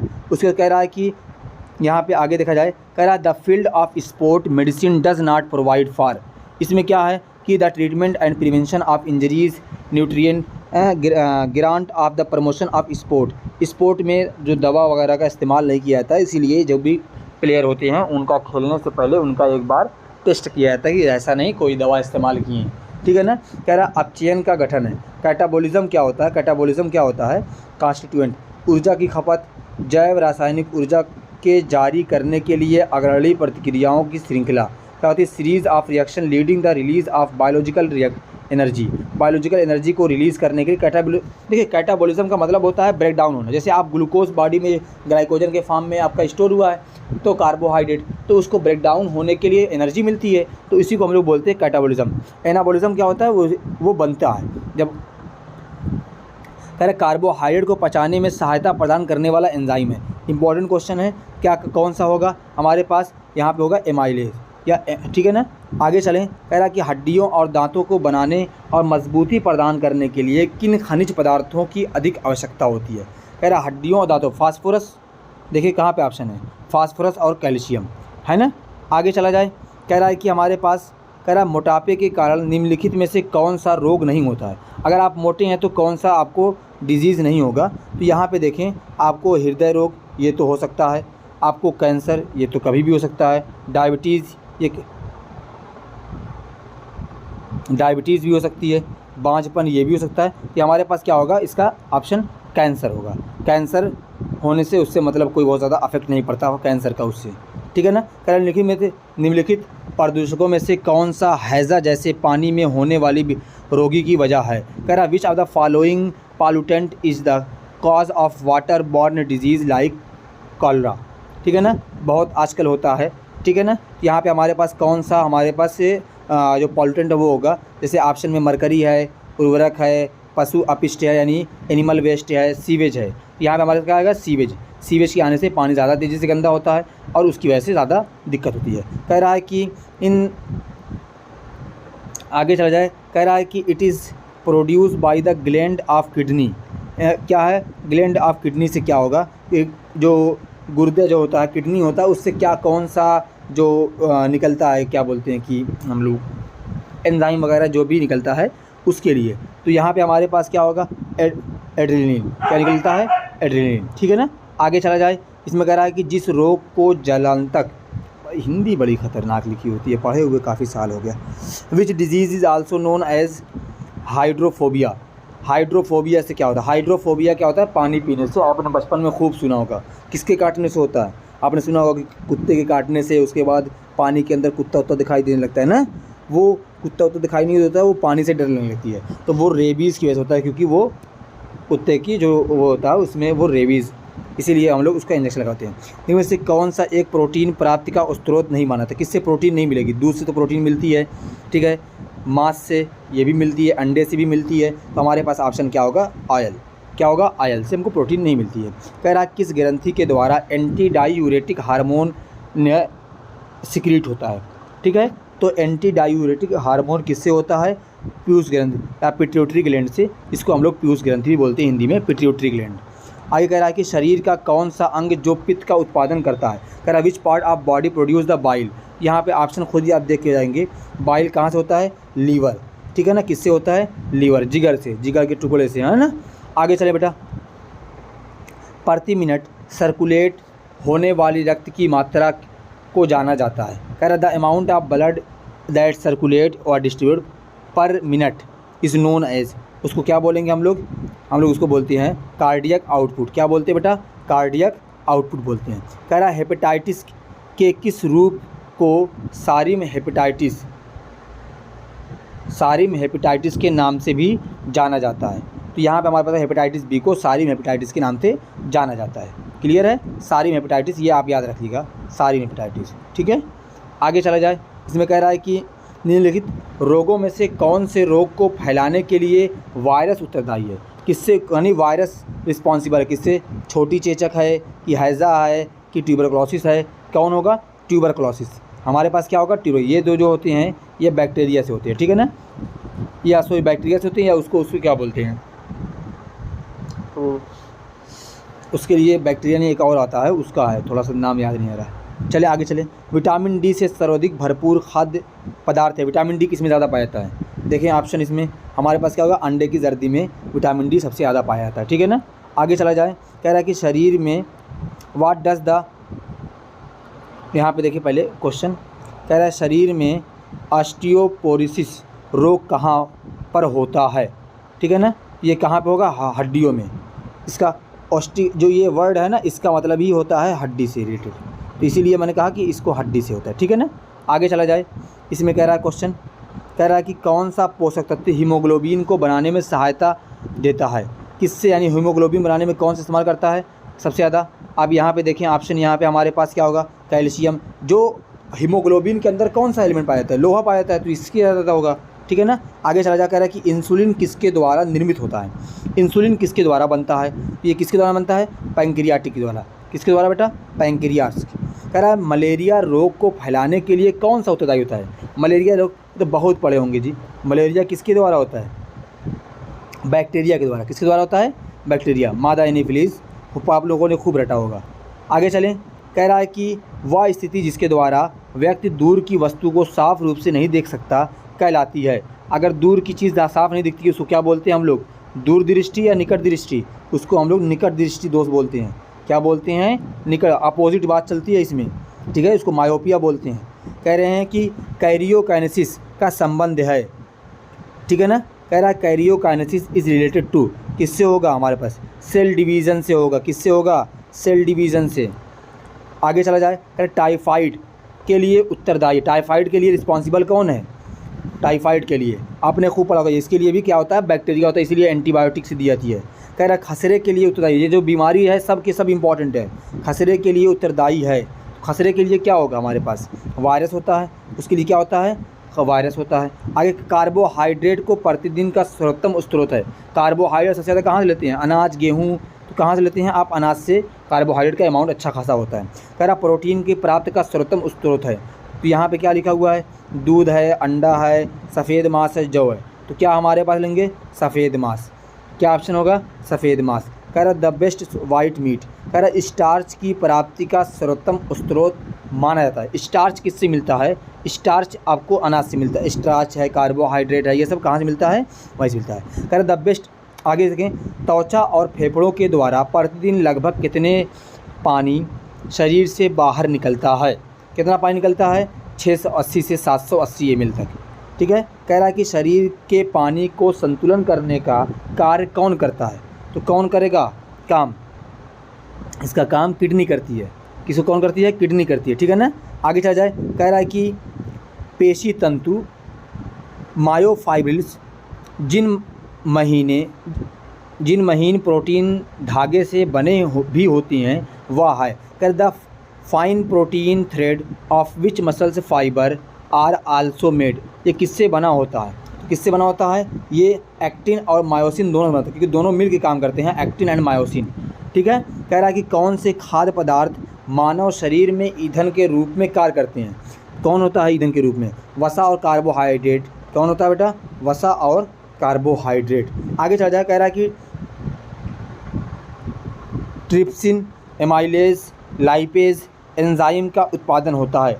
ये सब एंजाइम कहाँ से मिलते हैं हमको, ये सब एंजाइम हमको मिलते हैं ठीक है, यहाँ पे देखें ऑप्शन नंबर डी, ठीक है ना, ड्यूटेनम से। कहाँ से मिलते हैं? ड्यूटेनम से।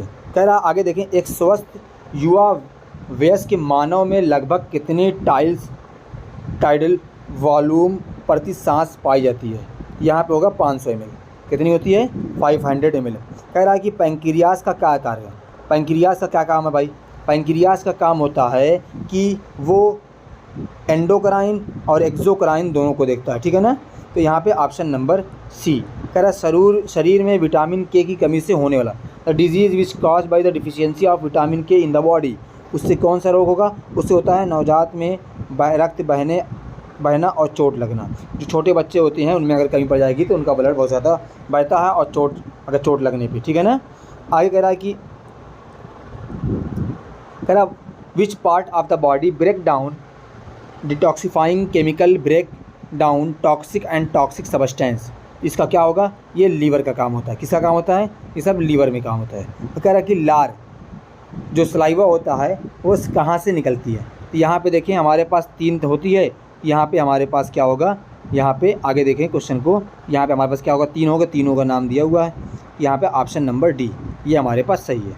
आगे देखा जाए, कह रहा है यहाँ पे हमारे पास गुर्दा का मुख्य कार्य the main function of kidney removal of waste from the blood, सही है। एक्ट एज वाटर बैलेंस, ठीक है। Release of urine gall bladder, ये भी सही है। तो option number none of this, ठीक है ना, क्या होगा? None release of urine. एक मिनट, कौन सा? The main function of kidney is, kidney का मेन फंक्शन क्या है? Removal of waste from the blood, यहाँ पे ऑप्शन ये इसको सही कर लीजिए, ये हमारे पास होगा डी वाला ऑप्शन। नहीं, इसमें तीनों, इसमें होना चाहिए था ऑल ऑफ दिस, इस ऑप्शन को होना चाहिए था ऑल ऑफ दिस, ठीक है, ये ऑल ऑफ दिस होगा। आगे चला जाए, कह रहा है स्वस्थ की वह कौन सी अवधारणा है जो एक व्यक्ति को सर्वाधिक प्रभावित करती है? वह व्यक्ति स्वस्थ है या नहीं, कि वो स्वस्थ है कि नहीं है, उसका सामाजिक सोशल, उसके बाद जैविक, उसके बाद क्या है? जेनेटिक। यहाँ पे ऑप्शन क्या होगा? जेनेटिक। उसके बाद हम लोग देखें यहाँ पे 100 क्वेश्चन हो गया है। ये जो क्वेश्चन थे सब आपस में बहुत इंपॉर्टेंट क्वेश्चन है और ये सब क्वेश्चन आए हुए हैं, तो इसीलिए आप इसको एक बार देख लीजिए। बाकी हम लोग ऐसे ही मिलते हैं नेक्स्ट वीडियो में। अगर आप लोग चैनल पे नए होंगे तो चैनल को सब्सक्राइब कर लीजिएगा ताकि आपको पेपर से पहले पूरी वीडियो मिल जाएगी। अभी और हमारी यूनिट का नाम है योगा एंड मेडिटेशन, कि योगा और मेडिटेशन क्या होता है आज इसके बारे में। क्योंकि देखिए दो यूनिट थी, वो 2 यूनिट जो हम लोगों ने पढ़ा था वो टोटल बेस्ड थी फिज़िकल एजुकेशन पे, ठीक है ना। किसके बेस्ड थी? फिज़िकल एजुकेशन पे बेस्ड थी। और आज जो होगा वो योगा और मेडिटेशन पे बेस्ड होगा कि योगा के क्या फ़ायदे हैं, उसका क्या इस्तेमाल है, किस तरीके से योगा करना चाहिए, किस चीज़ में किस तरीके का योगा है, योगा के अलग अलग टाइप होते हैं, तो उसके बारे में। चलिए एक एक करके हम लोग क्वेश्चन देखते हैं और यहाँ पर मैं आपको 100 क्वेश्चन दूँगा, जो 100 क्वेश्चन योगा एंड मेडिटेशन में यूनिट 3 में बहुत इंपॉर्टेंट होंगे। देखें सबसे पहले हमारे पास है निम्नलिखित में से कौन सा योग का प्रचलित रूप है? कर which are the following popular form of yoga. Yoga का सबसे ज़्यादा पॉपुलर चीज़ क्या है? तो हम लोग के पास यहाँ पे है क्या, उसको बोलते हैं अष्टांग। क्या बोलते हैं? अष्टांग बोलते हैं, ठीक है ना। उसके कह रहा है कि मोटापा कम करने के लिए कौन सा आसन किया था? जानते हैं कि बहुत तरीके के आसन होते हैं, तो मोटापा को कम करने के लिए हमारे पास आसन कौन सा है? देखिए यहाँ पे पहला लिखा हुआ है स्वर्गासन, मयूरासन, धनुरासन। तो यहाँ पे हमारे पास सभी का इंग्लिश में भी नाम वही है, क्योंकि ये आसन जो योगा वगैरह है ये इंडिया की देन है, तो इसीलिए ज़्यादातर जो वर्ड आपको मिलेंगे इंग्लिश में वो हिंदी नेम ही होंगे। तो यहाँ पे हमारे पास क्या होगा? बी और सी। क्या होगा? मयूरासन और धनुरासन दोनों हम लोग करते हैं, बी और सी हमारे पास दोनों ऑप्शन होगा। आगे चलें, इसमें नेक्स्ट क्वेश्चन है, कह रहा है कि प्राणायाम का अर्थ क्या है? ठीक है ना, प्राणायाम का अर्थ क्या है, उसकी मीनिंग क्या है? सांस का नियमन करना, सांस का नियंत्रण करना, प्राणों पर काबू पाना, इन सभी पे हमारे पास आता है। देखिए सांस का नियमन और सांस का नियंत्रण, तो ये हमारे पास उपयुक्त सभी, ऑल ऑफ द अबव। आगे कह रहा है इसमें क्वेश्चन, कह रहा है चौथा क्वेश्चन देखें, कह रहा है निम्न में से कौन सा अष्टांग योग नहीं है? कौन सा अष्टांग योग नहीं है? देखें यहाँ पे हमारे पास क्या है? प्राणायाम, धोती, नियम, यम। तो ये इसमें कौन सा होगा हमारे पास? धोती। ऑप्शन में क्या होगा? धोती।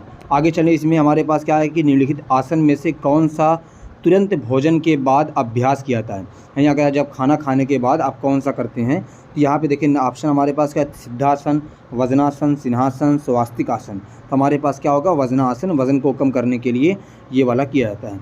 कह रहा है कि निम्नलिखित में से कौन सी क्रिया प्राणायाम की नहीं है, प्राणायाम की कौन सी क्रिया नहीं है, तो हमारे पास क्या होगा, धैती। क्या होती है, उसको धोती या धैती दो को उसको बोलते हैं, ठीक है ना। उनके निम्नलिखित में से कौन सा आसन रक्तचाप में सर्वाधिक लाभदायक होता है, किसके लिए, ब्लड प्रेशर के लिए सबसे ज़्यादा होता है, तो यहाँ पे हमारे पास होता है श्वास, ठीक है ना, रेस्पायरेशन या श्वसन। आगे चला जाए, इसमें कह रहा है कि अस्थमा के लिए कौन सा आसन उपयोगी, जिसको अस्थमा का डिजीज़ होता है उसके लिए कौन सा होगा, यहाँ पे है गोमुखासन और अरे इंग्लिश में देख लीजिए, ये वाला लास्ट में आसन है स्वर्गासन, सूर्य नमस्कार। यहाँ पे क्या होगा, सभी ऑल ऑफ द अबव। सूर्य नमस्कार का मतलब ये है ना कि सुबह के टाइम थोड़ा सा हवा साफ़ होती है, तो उसकी वजह से ये वाला आसन उसमें काम आता है। आगे कह रहा है कि विच आसन is beneficial for patient with back pain. Back pain के लिए कौन सा आसन होगा, उसके बारे में हम लोग देखें बैक पेन के लिए कौन सा होगा हमारे पास। यहाँ पे हमारे पास देखिए ऑप्शन देखें, चरकासन, सूर्य नमस्कार, हलासन, ठीक है ना। यहाँ पे हमारे पास क्या होगा, स्वर्गासन and all of the above. इसमें जितने भी ऑप्शन है सभी उसमें हम लोग इस्तेमाल कर सकते हैं बैक पेन के लिए। कह रहा है योग संस्कृत की किस धातु से बना हुआ है, यानी yoga is made up of which element of Sanskrit. ये बहुत इंपॉर्टेंट क्वेश्चन है, ठीक है ना। तो यहाँ पे किससे बना होगा, ये यूज़ से, कि आप जितना ज़्यादा यूज़ करेंगे उससे, ठीक है ना। कह रहा है कुंडलिनी, छिपी हुई शक्ति को जागृत करने से संबंधित आसन कौन सा है, जो इंटरनल एनर्जी होती है, जिसको हिडन एनर्जी बोलते हैं, हिडन पावर बोलते हैं, तो ये हमारे पास कौन सा होगा, भुजंगासन, ठीक है ना। क्या होगा, भुजंगासन। कह रहा है किस आसन को सभी आसनों की माता कहा जाता है, मदर ऑफ ऑल आसन। यहाँ पे हमारे पास क्या होगा, स्वर्गासन। कौन सा ऑप्शन होगा, स्वर्गासन को हम लोग, ये भी इंपॉर्टेंट क्वेश्चन आपका है, इसको भी आप नोट कर लीजिएगा, ठीक है। आगे कह रहा है कि प्राणायाम को में सांस रोकने को क्या कहते हैं, ठीक है, सांस रोकने को आप क्या कहते हैं, which is called the holding of breath in pranayama. तो इसको क्या बोलते हैं, कुंभक। क्या बोलते हैं इसमें, कुंभक बोलते हैं। कह रहा किस महापुरुष ने कहा है, संसार सागर से पार होने की युक्ति को ही योग कहते हैं। इसको किसने कहा था, इसको कहा था योग विशिष्ट ने। ये एक विशिष्ट है, ये एक उसको हम लोग को कहते हैं। कह रहा कि प्राणायाम शरीर के किस भाग में मांसपेशियों को चुस्त बनाता है, कौन सा होगा हमारे पास, तो हमारे पास होगा कि यहाँ पे स्प्लीन है, यहाँ पे पैंक्रियाज है, यहाँ पे जिगर है, यहाँ पे कोई भी, क्योंकि प्राणायाम शरीर के किस भाग को मांसपेशियों को चुस्त बनाता है, तो इसमें से कोई नहीं होगा हमारे पास ऑप्शन, ठीक है ना। आगे कह रहा है, इसमें कह रहा है कि प्राणायाम में मुख्य कितनी क्रियाएं होती हैं, जो ये आसन होता है उसमें कितनी क्रियाएं होती हैं, उसमें कितनी होती हैं, 6 होती हैं। आगे चले, कह रहा है कि प्राणायाम के अंतर्गत कुंभक का भेद है, तो कुंभक का भेद कौन कौन सा होगा हमारे पास, भसारिका, भ्रामरी, केवली, सूर्यभेदी, उज्जयी, शीतकारी, शीतली। यहाँ पे हमारे पास दोनों होगा, ठीक है ना, ये सभी आप है। कह रहा है कि हमारे पास रक्तचाप में कौन सा आसन सबसे लाभप्रद है, कह रहा है कि beneficial for blood pressure. Blood pressure के लिए कौन सा होगा हमारे पास होगा श्वसन, ये है ब्रीथिंग, ठीक है ना, ये हम लोग आगे कर चुके हैं। उसके बाद हमारे पास कह रहा है कि शिव संहिता में निम्नलिखित में से किस आसन को कल्याणकारी आसन माना गया है, ठीक है। कह रहा कि शिव अस्मिता या हम लोग कहते हैं संहिता, तो उसमें कौन कौन सा हमारे पास होगा स्वास्तिकासन, कि आप स्वास्तिक रहेंगे अगर हम लोग योगा करेंगे। कह रहा है कपाल भाती क्रिया का कौन सा प्रकार खेचरी मुद्रा की सिद्धि में सहायक होता है, तो यहाँ पे हमारे पास देखें, यहाँ पर होता है व्युत्क्रम, ऑप्शन नंबर सी। आगे कह रहा है किस आसन के निरंतर अभ्यास से व्यक्ति धैर्यवान बनता है और एकाग्रता में वृद्धि होती है, ठीक है ना। तो यहाँ पे हम लोग देखें, तो यहाँ पे हमारे पास क्या ऑप्शन होगा, वीरासन। कौन सा होगा, वीरासन, ठीक है। आगे चला जाए, कह रहा है कि वायवी धारणा के नियंत्रण अभ्यास से कौन सा चक्र जागृत होता है, तो कौन सा होता है, अनाहत चक्र। कौन सा होता है, अनाहत चक्र। देखिए आपको इंग्लिश में भी वही वर्ड मिल रहा है, ठीक है ना। कह रहा है मातगिनी मुद्रा के निरंतर अभ्यास से, तो क्या चीज़ चेंज होती है, देखिए यहाँ पे सिर दर्द दूर हो जाता है, नेत्रों की ज्योति में वृद्धि होती है, यानी कि आँखों से ज़्यादा दिखाई देता है, नज़ला ज़ुकाम आदि रोग दूर होते हैं। इसमें क्या होगा, ऑप्शन नंबर डी सभी होगा। आगे कह रहा है कि निम्नलिखित में से कौन सा प्राणायाम व्यक्ति को बहिर्मुखी से अंतर्मुखी बनाता है। हाँ ठीक है ना। यहाँ पे हमारे पास क्या होगा, ऑप्शन मूर्छा। क्या ऑप्शन होगा, मूर्छा। कह रहा है हठ योग प्रदीपिका में वर्णित नंदा सुधान की पहली अवस्था है। तो यहाँ पे क्या होगा, आरंभ अवस्था। क्या होगा, पहली अवस्था यानी आरंभ अवस्था। ठीक है ना। आगे कह रहा है इनिशियल स्टेज। कह रहा है कि शीतकारी प्राणायाम के निरंतर अभ्यास से तो क्या चेंजिंग होती है हमारे पास अगर आप शीतकारी प्राणायाम अगर आप जल्दी उठेंगे तो क्या होगा, शरीर में अम्लता का नष्ट हो जाती है, आलस से व प्रमाद दूर हो जाता है, रक्त विकार दूर होता है। तो यहाँ पे क्या होगा, सभी होगा, इसीलिए जल्दी उठना चाहिए। ठीक है ना। कह रहा है कि निम्न में से कौन सी एक नदसुधान की अवस्था नहीं है। ठीक है। यहाँ पे हमारे पास क्या है ये होगा हमारे पास निरुद्धा अवस्था। क्या होगा, निरुद्धा अवस्था, इनहिबिशन स्टेज। कह रहा है हलासन का पूरक आसन है। हलासन का पूरक आसन क्या होगा, चक्रासन। पूरक आसन है चक्रासन। कह रहा है वहीनासार शब्द का अर्थ है, वहीनासार का शब्द का अर्थ है अग्नि तत्व। क्या है, अग्नि तत्व। कह रहा है कि प्रत्याहार की पहली अवस्था में किस प्रविधि का प्रयोग किया जाता है। तो किस प्रविधि का प्रयोग किया जाएगा, आत्मा विश्लेषण। किसका, सेल्फ एनालिसिस। कह रहा है व्याघार क्रिया का अभ्यास भोजन ग्रहण करने के कितने समय बाद किया जा सकता है। कितने समय बाद किया जाएगा, 3 घंटे बाद। कितने घंटे बाद, आफ्टर 3 आवर। कह रहा पतंजलि योग सूत्र में कितने आसनों का वर्णन किया गया है। जो पतंजलि ने दिया उसको कितने दिया गया है, यहाँ पे देखिए 51 ऑप्शन लिखा हुआ है, 81 है, 31 है। यहाँ पे हमारे पास क्या होगा, ऑप्शन कोई नहीं। ठीक है। आगे कह रहा है कि कुष्ठ रोग के निदान के लिए उपयोगी है। कुष्ठ रोग के लिए कौन सा होगा, गजकर्णी। क्या होगा, गजकर्णी। आगे चला जा कह रहा है कि निम्नलिखित में से किस आसन का प्रयोग शंख प्रज्वलन क्रिया के दौरान नहीं किया जा सकता या नहीं किया जाता। तो क्या होगा, सुलभ आसन। क्या होगा, सुलभ आसन। कह निम्नलिखित में से कौन सा कुंभक कुंडलिनी जागृत करने में सहायक होता है। Which of the following helpful of the awakening कुंभकर्णी। तो यहाँ पे हमारे पास क्या होगा, भास्त्रिका। क्या होगा, भास्त्रिका। आगे चला जाए, कह रहा है कि निम्नलिखित में से कौन सी धारणा को महर्षि पतंजलि ने निर्बीज अवस्था प्राप्ति में सहायक माना है और महर्षि धैर्यण ने श्रेष्ठ धारणा बतलाया है। तो कौन सा होगा हमारा, अम्भासी धारणा। कौन सी धारणा होगी, अम्भासी धारणा। कह रहा है कि किसके अनुसार अपान व प्राण। क्या होगा, अपान व प्राण, राज व रेतस, सूर्य व चंद्र और जीवात्मा व परमात्मा का संयोग ही हठ योग है। तो क्या होगा हमारे पास, योग शिखोपनिषद। किस में होगा, योग शिखोपनिषद में। कह रहा है कि अजपाजप का संबंध किस प्राणायाम से है।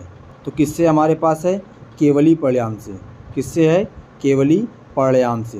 कह रहा है कि जल नेति का अभ्यास निम्न में से किस अंग के दोषों को दूर करने में लाभदायक सिद्ध होता है। तो क्या होगा, आँख, कान, नाक। यहाँ पे हमारे पास होगा ऑल ऑफ दीज। ठीक है ना। आगे कह रहा है कि हमारे पास घेरंड संहिता के अनुसार दंत धौती कितने प्रकार की होती है। According to Gheranda Samhita how many type of teeth whitening are there. तो कितने टाइप का होगा हमारे पास, ऑप्शन होगा 4, 4 टाइप का होता है। कह रहा है कि वृक्षासन के अभ्यास के दौरान साधक को अपना ध्यान किस चक्र पर केंद्रित करना चाहिए। तो किस पे करना चाहिए, अनाहत चक्र पे। किस पे करना चाहिए, अनाहत चक्र पे। आगे कह रहा है इसमें, कह रहा है कि साइनोसाइटिस के उपचार हेतु कौन सा आसन उपयोगी होता है। तो कौन सा आसन होता है, शीर्षासन। ठीक है ना। आगे चला जा, कह रहा है कि सूर्य नमस्कार के अभ्यास के दौरान 11वीं स्थिति कौन सी होती है। तो कौन सी स्थिति होती है, हस्तनासन। ठीक है ना, हस्तनासन। आगे देखा जाए, कह रहा है कि रिजर्व एनर्जी बैंक कौन सी वायु कहलाती है। रिजर्व एनर्जी बैंक कौन सी, व्यान वायु। कौन सी वायु, व्यान वायु। ये भी क्वेश्चन इंपॉर्टेंट है। ठीक है ना, ये क्वेश्चन भी इंपॉर्टेंट है। आगे कह रहा है कि नमक युक्त पानी होता है। नमक युक्त पानी होता है, क्या होता है, हाइपरटॉनिक। एक होता है हाइपोटॉनिक, इसमें हाइपोटॉनिक या उसके बाद आता है आइसोटॉनिक और हाइपरटॉनिक। हाइपरटॉनिक में नमक का अमाउंट ज़्यादा होता है, हाइपोटॉनिक में नमक का अमाउंट बहुत कम होता है आइसोटोनिक में यानी कि हम लोग बेसिकली ना दो से कंपेयर करें। जैसे मान लीजिए एक गिलास है, दो गिलास है, एक मान लीजिए कि आपके पास ये गिलास है, एक दूसरा ये गिलास। अब इसमें नमक मान लीजिए आपने 5 ग्राम पानी डाला है, इसमें आपने 10 ग्राम डाला है, तो अब क्या हो जाएगा, इसको बोलेंगे हाइपोटोनिक और इसको बोल देंगे हाइपरटोनिक। अगर दोनों में 5 ग्राम हमने डाला है, दोनों को हम लोग क्या बोलेंगे, आइसोटोनिक। क्लियर है? आगे चला जाए। कह रहा है कि निम्नलिखित में से कौन सी मुद्रा नहीं है, कौन सी मुद्रा नहीं है, फॉर नॉट ए करेंसी। तो यहाँ पे हमारे पास क्या होगा, सहित, क्या होगा, इंक्लूडिंग, इंक्लूडिंग हमारे पास कोई ही नहीं है। कह रहे कौन सी मुद्रा का अभ्यास कान के रोग के से बचाव करता है, कान के रोग से बचाव करने के लिए शून्य मुद्रा। कौन सा मुद्रा होगा, शून्य मुद्रा। आगे कह रहा है कि हमारे पास प्राणायाम के दौरान मनुष्य अपनी आत्मा के प्रकाश को ग्रहण कर सकता है, ये कथन किस व्यक्ति से संबंधित है, किससे संबंधित होगा, स्वामी सौताराम से। किससे, स्वामी सौतमराम से। आगे चला जाए। कह रहा है कि अथर्ववेद में मानव शरीर के कितने चक्रों का उल्लेख मिलता है, कितने चक्रों का, 8 चक्रों का। ठीक है ना। कह रहा है कि अपान वायु का संबंध किस चक्र से है, अपान वायु का संबंध मूलाधार से। किससे है, मूलाधार से। कह रहा है विशुद्ध चक्र के सांकेतिक चित्र में कमल की कितनी पंखुड़ियाँ होती है। कह रहा है विशुद्ध चक्र के सांकेतिक चित्र में कमल की कितनी पंखुड़ियाँ होती है, कितनी होती है, 16। आगे देखा जाए। कह रहा है कि अम्भोज मंडल निम्न में से किस चक्र से संबंधित है, अम्भोज मंडल किससे संबंधित है, तो ये है स्वादिष्ठान चक्र से। किससे होता है, स्वादिष्ठान चक्र से। कह रहा मणिपुर चक्र का के देवता कौन होते हैं, मणिपुर चक्र के देवता कौन है, विष्णु। ये बहुत इंपॉर्टेंट क्वेश्चन है। ठीक है ना। आगे चला जाए। कह रहा है कि मस्तिष्की स्त्रावों एवं लक्षणों का निर्माण किस चक्र द्वारा होता है, विच चक्र is the formation of cerebral secretion and salt. तो कौन सा होगा हमारे पास, बिंदु चक्र। क्या होगा, बिंदु चक्र। आगे चला जा। कह रहा है कि उष्टासन और एवं भुजंगासन का अभ्यास निम्न में से किस चक्र को उद्दीपित करने में सहायक है, तो किस चक्र से है, अनाहत चक्र से। क्या होगा, अनाहत चक्र से। कह रहा ध्यान मुद्रा का अभ्यास निम्न में से किस चक्र को पुष्ट करता है, तो किसको पुष्ट करता है, स्वादिष्ठान में। किसको करता है, स्वादिष्ठान में। आगे कह रहा है कि विज्ञानमय कोश की शुद्धि निम्न में से किनके द्वारा की जाती है, तो किनके द्वारा की जाती है, जप ध्यान से। किससे की जाती है, जप ध्यान से।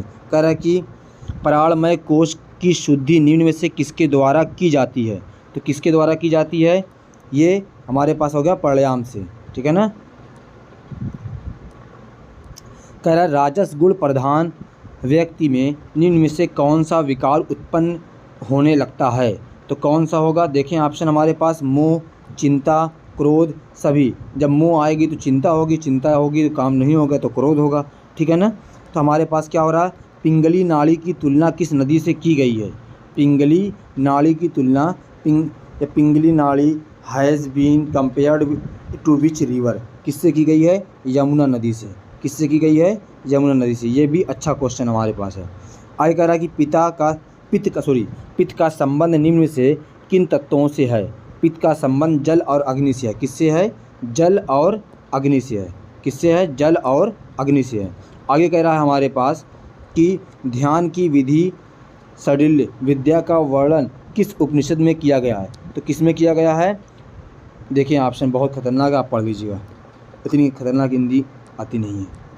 कारण इनमें से कौन सा उपनिषद ऋग्वेदी नहीं है, ऋग्वेद में नहीं है, कौन सा, कौन सा नहीं है, छांदोग्य। ठीक है ना, छांदोग्योपनिषद। सब संस्कृत वर्ड इस्तेमाल ज़्यादा है। उपनिषद शब्द में उप का क्या अर्थ है, ये भी अच्छा क्वेश्चन है, इसको भी आप नोट कर लीजिएगा। ठीक है ना। किसका है, तो हमारे पास है समीप का, उप का अर्थ है समीप का। ठीक है ना। आगे कह रहा है कि इनमें से कौन वेदों को के वर्गीकरण माने जाते हैं, कौन वेदों के वर्गीकरण माने जाते हैं, तो कौन सा है, महर्षि देवव्यास। बहुत फेमस क्वेश्चन ये है, महर्षि देवव्यास, ये बहुत सारे पेपर में आ चुका है। आगे कह रहा है कि किस अवस्था में व्यक्ति आलस्य, प्रमाद, निद्रा आदि के भाव में रहता है, तो आदि के भाव में कौन सा रहता है हमारे पास, मूढ़ावस्था। कौन सा अवस्था होगा, मूढ़ावस्था। आगे कह रहा है कि द्वेष उत्पन्न होता है, द्वेष कब उत्पन्न होता है? राग के कारण। किस कारण? ड्यू टू राग। आगे चला जाए, कह रहा है कि पतंजलि के अनुसार दुख की निवृत्ति का उपाय है, दुख दूर करने के लिए क्या है? विवेक ख्याति। क्या है? विवेक ख्याति, विवेक फेम। कह रहा है कि किस समाधि में आनंद भी नष्ट हो जाता है, केवल अपनेपन की भावना ही रह जाती है और सब भाव मिट जाते हैं। तो किस में होता है? हमारे पास इस समाधि में, ठीक है ना। ऑप्शन हमारे पास ये है। आगे कह रहा है कि पतंजलि योग सूत्र में किस प्रकार के कर्म का वर्णन नहीं है? किस प्रकार के कर्म का वर्णन नहीं है? अकर्म का। क्या है? अकर्म का। कर्म में से कौन सा एक अनुमान परिणाम प्रमाण नहीं है? तो हमारे पास क्या होगा? देखिए इसमें हम लोग इंग्लिश में देख लें। इंग्लिश में क्या है? Which of the following is not a presumptive proof. तो क्या होगा हमारे पास होगा रेवेन्यू। क्या होगा? आगमन। कि रेवेन्यू का कोई नहीं है। कह रहा है साधन पाद में कुल कितने सूत्र हैं? इसमें कुल कितने सूत्र हैं? 55 सूत्र हैं। कितने सूत्र हैं? 55। कह रहा है कैवल्य पाद में कुल कितने सूत्र हैं? तो कितने हो इसमें होंगे? इसमें होंगे 34 और इसमें है 55, ठीक है ना। आगे कह रहा है कि अक्लिष्ट वृत्ति होती है। अक्लिष्ट वृत्ति क्या होती है? इसमें हमारे पास होता है सत्य प्रधान। क्या होता है? सत्य प्रधान। कह रहा है कुमासन एवं गर्भासन है। कुमासन और गर्भासन में है बैठकर किए जाने वाला आसन होता है। ये कैसा आसन होता है? कुमासन और गर्भासन बैठ कर किया जाता है। आपने बहुत सारा देखा होगा, ठीक है। आगे देखें, पीठ के बल लेट कर किए जाने वाला आसन है। पीठ के बल कौन सा आसन किया जाता है? देखें यहाँ पे है स्वर्गासन, हालासन, ये दोनों तो बैठ के किया जाता है। तो यहाँ पे हमारे पास सेतु बंधासन, यहाँ पे तो हो जाएगा ऑल ऑफ द अबव। आगे चला जाए, इसमें हम कह रहा है कि गुरु आसन है, बैठ कर किए जाने वाला आसन है, या पैरों के बल खड़े होकर किए जाने वाला आसन है। तो कौन सा होगा? पैरों के बल खड़े होकर किए जाने वाला आसन है। कह रहा है उसके बाद योगासन से व्यक्ति किन बंधनों से मुक्त हो जाता है? योगासन करने से कौन से बंधन से मुक्त हो जाता है? यहाँ पे देखिए अहंकार से, अज्ञान से, तृष्णा से, सबसे होगा। क्या होगा? सबसे हो जाएगा, ऑल ऑफ द अबव। आगे कह रहा है कि विश्रामदायक आसन कौन सा है? विश्रामदायक आसन कौन सा है? शवासन। बस आपको सांस लेना है, सांस छोड़ना है, तो कोई काम नहीं करना है, ठीक है ना। कह रहा है कि योगाभ्यास के सामान्य सिद्धांत निम्न में से कौन से हैं? तो कौन से होंगे हमारे पास? यहाँ पे देखिए, अगर हम लोग इंग्लिश देख लें, यहाँ पे हमारे पास, यहाँ पे वैसे देख लें, वे आपस में सहायक व संबंधित होती हैं। किसमें होती है? ये हमारे पास ऑप्शन नंबर सी होगा। आप इंग्लिश में देख सकते हैं, which are the following are the general principle of yoga practice. Yoga practice की they are helpful and related to each other, यानी कि कम्युनिटी से रिलेट करते हों, किसी के लिए नुकसान ना करते हों। कह रहा है कि रीढ़ की हड्डी को सीधा रखने एवं ध्यान एकाग्र करने में सहायक आसन है। तो कौन सा आसन होगा हमारे पास? पद्मासन। ये भी आपने खूब देखा होगा पद्मासन के बारे में, ठीक है ना। तो हमारे पास देखा जाए आगे, कह रहा है कि निम्नलिखित में से कौन सा तथ्य अनुमान से संबंधित है? अनुमान से कौन सा संबंधित है? हमारे पास श्रेष्ठ, पूर्वत, क्या होगा? सभी होगा, ठीक है ना। All of the above, as the rest, as before, respectfully view. तो यहाँ पे क्या होगा? All of the above. सब अनुमान से ही काम होता है। कह रहा विच इज़ द आथर व्याघ्र संदीपन। कौन होगा इसमें? तुलसीदास। इसको किसने किया था? तुलसीदास इसके आथर हैं। वैराग्य। कह रहा कि सिद्ध सिद्धांत पद्धति ग्रंथ में कितनी नाड़ियों को महत्वपूर्ण माना गया है? कितने तरह की नाड़ी को मतलब? 10 तरह की। कितने तरह की? 10 तरह की। कह रहा है कि गुरु पूर्णिमा के पर्व किस महर्षि के जन्मदिन के अवसर पर मनाया जाता है? तो किसके अवसर पर मनाया जाता है? वेद व्यास के। किस पे? वेद व्यास के।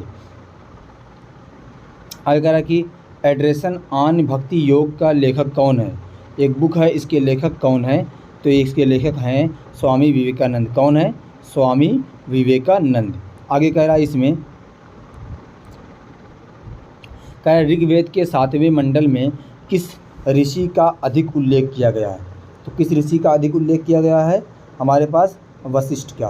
किसका किया गया है? वशिष्ठ का। कह रहा पुराणों में पुराणों को किसने संग्रहित किया? किसने इकट्ठा किया, कलेक्ट किया है? तो किया है महर्षि व्यास ने। महर्षि व्यास का नाम बहुत मिलता है हिस्ट्री में। कह रहा तपोद्वंती सहनम पंक्ति का वर्णन किस ग्रंथ में किया गया है? तो किस ग्रंथ में किया गया है? पतंजलि योग सूत्र में। पतंजलि ने जो बुक दी थी योगा के बारे में, उसमें है। कह रहा है वेदांग की संख्या है। वेदांग की संख्या कितनी होती है? 6 होती है। कितनी होती है? वेदांग की संख्या 6 होती है। आगे कह रहा है कि जैन दर्शन ने किन आसनों को ध्यान में के योग्य बताया है? तो किसको बनाया है उन्होंने? यहाँ पे देखें, गुदोहिकासन, कमलासन, उत्काष्ठन, ये वाला भी है, ये वाला भी हमारे पास। यहाँ पे क्या होगा? उपयुक्त सभी। आगे देखें, कह रहा है हमारे पास, कह रहा है गीता के 15वें अध्याय में सर्वोत्तम निम्न में से कौन सी श्रेणी के में भक्तों को कहा गया है? तो किसको कहा गया है? ज्ञानी भक्ति को। किसको? जो ज्ञानी भक्त होते हैं, जो जिनके पास नॉलेज होता है, उनको कहा गया है। आगे कह रहा है, इसमें कह रहा है कि संयम का वर्णन पतंजलि योग सूत्र के किस पद में किया गया, या किस पाद में किया है? किस में किया गया है? विभूता पाद में। किस में किया गया है? विभूता पाद में। आगे कह रहा है कि निम्न से कौन सा एक योग साधना में बाधक तत्व नहीं है? योग साधना में कौन सा बाधक नहीं है? मिताहार। क्या होता है? मिताहार। आगे कह रहा है कि निम्न से कौन सा ग्रंथ बृहस्पति सम्मिलित नहीं है? तो कौन सा नहीं है? ब्रह्मास्त्र। ठीक है ना। आगे आप इसमें देख लीजिए,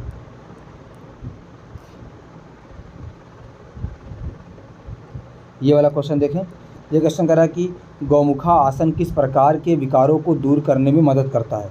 तो किस प्रकार के हमारे पास है ये? मधुमेह, पीठ दर्द, ग्रीवा के रोग, सभी में। इसमें होता है ऑल ऑफ द एबव। ठीक है। आगे देखा जाए, इसमें कह रहा है कि भुजंगासन के क्या लाभ हैं? इसके क्या लाभ हैं देखा जाए। कह रहा है कि थायराइड को ठीक करता है, पेट के घाव को ठीक करता है। तो सभी, इसमें दोनों या दोनों ऑप्शन होगा।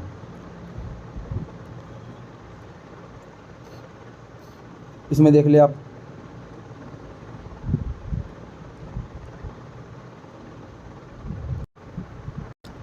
आज हम लोग इतने ही क्वेश्चन देखते हैं। उसके बाद हम लोग अब यूनिट नंबर 3 के बारे में बात। यूनिट नंबर 3 हो गई है और 4 यूनिट आपके पेपर में पूरी है, तो ये आप 4 यूनिट पूरी पढ़ लें। नंबर 4 और यूनिट नंबर 4 के अंदर हम लोग देखेंगे जो हमारे पास टॉपिक है, traditional game of India, recreation in physical education. ठीक है, कि जो ट्रेडिशनल गेम था इंडिया में, जो गायब होता चला जा रहा है, उसके बारे में सीखेंगे। ठीक है, तो हम लोगों ने पिछली वीडियो में देखा होगा योगा के बारे में, और जो भी टॉपिक था फिज़िकल एजुकेशन के बारे में, उसको हम लोगों ने देखा था। तो देखें, यहाँ पे जो हिंदी है बहुत ख़तरनाक आने वाली है, तो आप पहले से तैयार रहिए। अगर आप यूपी बोर्ड के हैं, अब प्राउड फील कर रहे हैं, तो इस बात का आप अभी आपका कुछ देर में आपका ये जो प्राउड है ये ख़त्म हो जाएगा। ठीक है ना। चलें देखें, तो हमारे पास पहला क्वेश्चन है, कह रहा है पोल वाल्ट में क्रॉस बार का वज़न कितना होता है? What is the weight of cross bar in pole vault? तो कितना होता है? 2.25 किलोग्राम। कितना होता है? 2.25 है। कह रहा है सभी खेलों के मैदान, कोर्ट, इंडोर खेल परिसर में सदैव किस दिशा में होने चाहिए? कह रहा है कि अगर आप कोई इंडोर गेम खेल रहे हैं तो आपका जो मैदान होना चाहिए वो किस डायरेक्शन में होना चाहिए? तो किसी भी डायरेक्शन में आप कर सकते हैं, कोई रूल ऐसा नहीं है। कह रहा है कि मैराथन की रेस में दूरी कितनी होती है? बहुत इंपॉर्टेंट क्वेश्चन है। ठीक है, कह रहा है मैराथन में कितनी होती है? 42.195 किलोमीटर। कितनी होती है? 42.195 किलोमीटर। कह रहा है कि जो जूडो खेल की शुरुआत करने के लिए रेफरी किस आदेश का प्रयोग करता है? किसका करता है? कहता है हाजिमे का। किसका करता है? हाजिमे का। कह रहा क्रिकेट के खेल की शब्दावली ट्रिमर का क्या अर्थ है? क्या होता है? कह रहा एक फेंकी गई बॉल जो बेल्स को छूकर जाती है लेकिन बेल्स स्टंप पर रह जाती है। दूसरा कह रहा एक फेंकी गई बॉल जो सिर्फ बेल्स को छू जाती है। कह रहा एक फेंकी हुई बॉल जो बेल्स को छूकर नहीं जाती है। कह रहा एक फेंकी हुई बॉल जो केवल बल्लेबाज को विकेटकीपर के हाथों में चली जाती है। यहाँ पे क्या होगा? एक फेंकी हुई बॉल जो सिर्फ बेल्स को छू जाती है, बेल्स गिरती नहीं है। ठीक है, कह रहा है कि हमारे पास पुरुष के लिए डिस्कस का वज़न कितना होना चाहिए? ये भी एक खेल है, तो क्या कहा इसमें है, कितना वज़न होना चाहिए? पुरुष के लिए 2 kg होना चाहिए। कह रहा है 3 सेकंड रूल किस खेल से संबंधित है? तो किस खेल से संबंधित है ये? बास्केटबॉल से। बास्केटबॉल में ये है कि अगर एक प्लेयर के हाथ में 3 सेकंड से ज़्यादा टाइम बॉल रुक जाती है तो वो फाउल माना जाता है। ठीक है ना, ये बात याद रखिएगा। कह रहा है कि बास्केटबॉल खेल से रिंग की ऊंचाई ज़मीन से कितनी होनी चाहिए? जो इसमें बॉल को फेंकते हैं वो कितनी होनी चाहिए? वो होनी चाहिए 3.05 मीटर। कितनी होनी चाहिए? 3.05 मीटर। कह रहा है शॉट पुट के थ्रोइंग वृत्त का व्यास कितना होना चाहिए? तो यहाँ पे कितना होना चाहिए हमारे पास, होना चाहिए 2.135 मीटर। कह रहा है टेनिस खेल में अंक का निर्धारण किससे किया जाता है, तो किससे कैसे किया जाता है, लव 5 30 40 गेम, ठीक है ना, इसको इस तरीके से किया जाता है। कह रहा है आगे, कह रहा है कि 2018 फीफा कप के फाइनल का आयोजन स्थल है।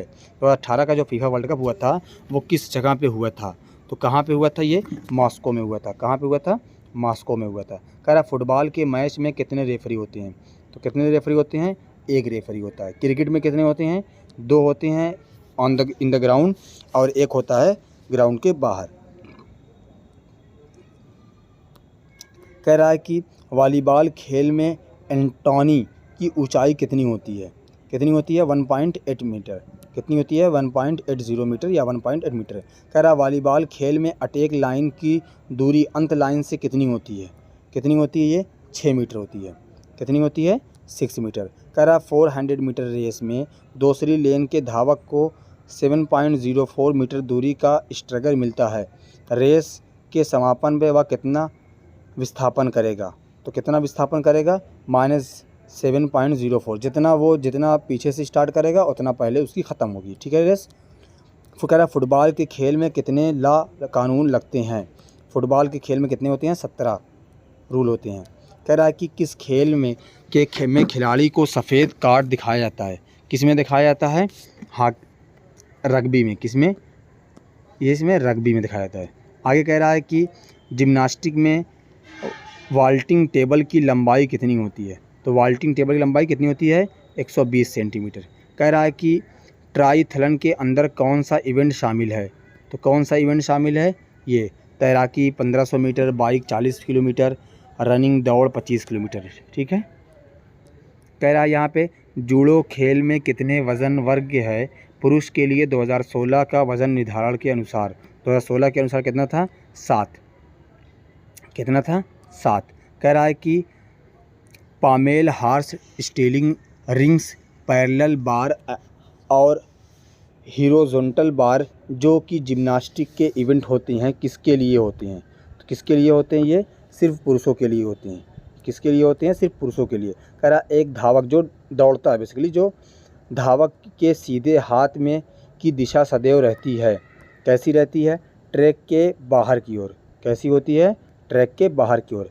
कह रहा है कि IAAF की फुल फॉर्म क्या है, ये फुल फॉर्म के जो क्वेश्चन है पूछे जाते हैं, फुल फॉर्म पे आपको क्वेश्चन मिलेगा, तो कैसे होते हैं, international association of amateur federation, क्या होगा, ठीक है।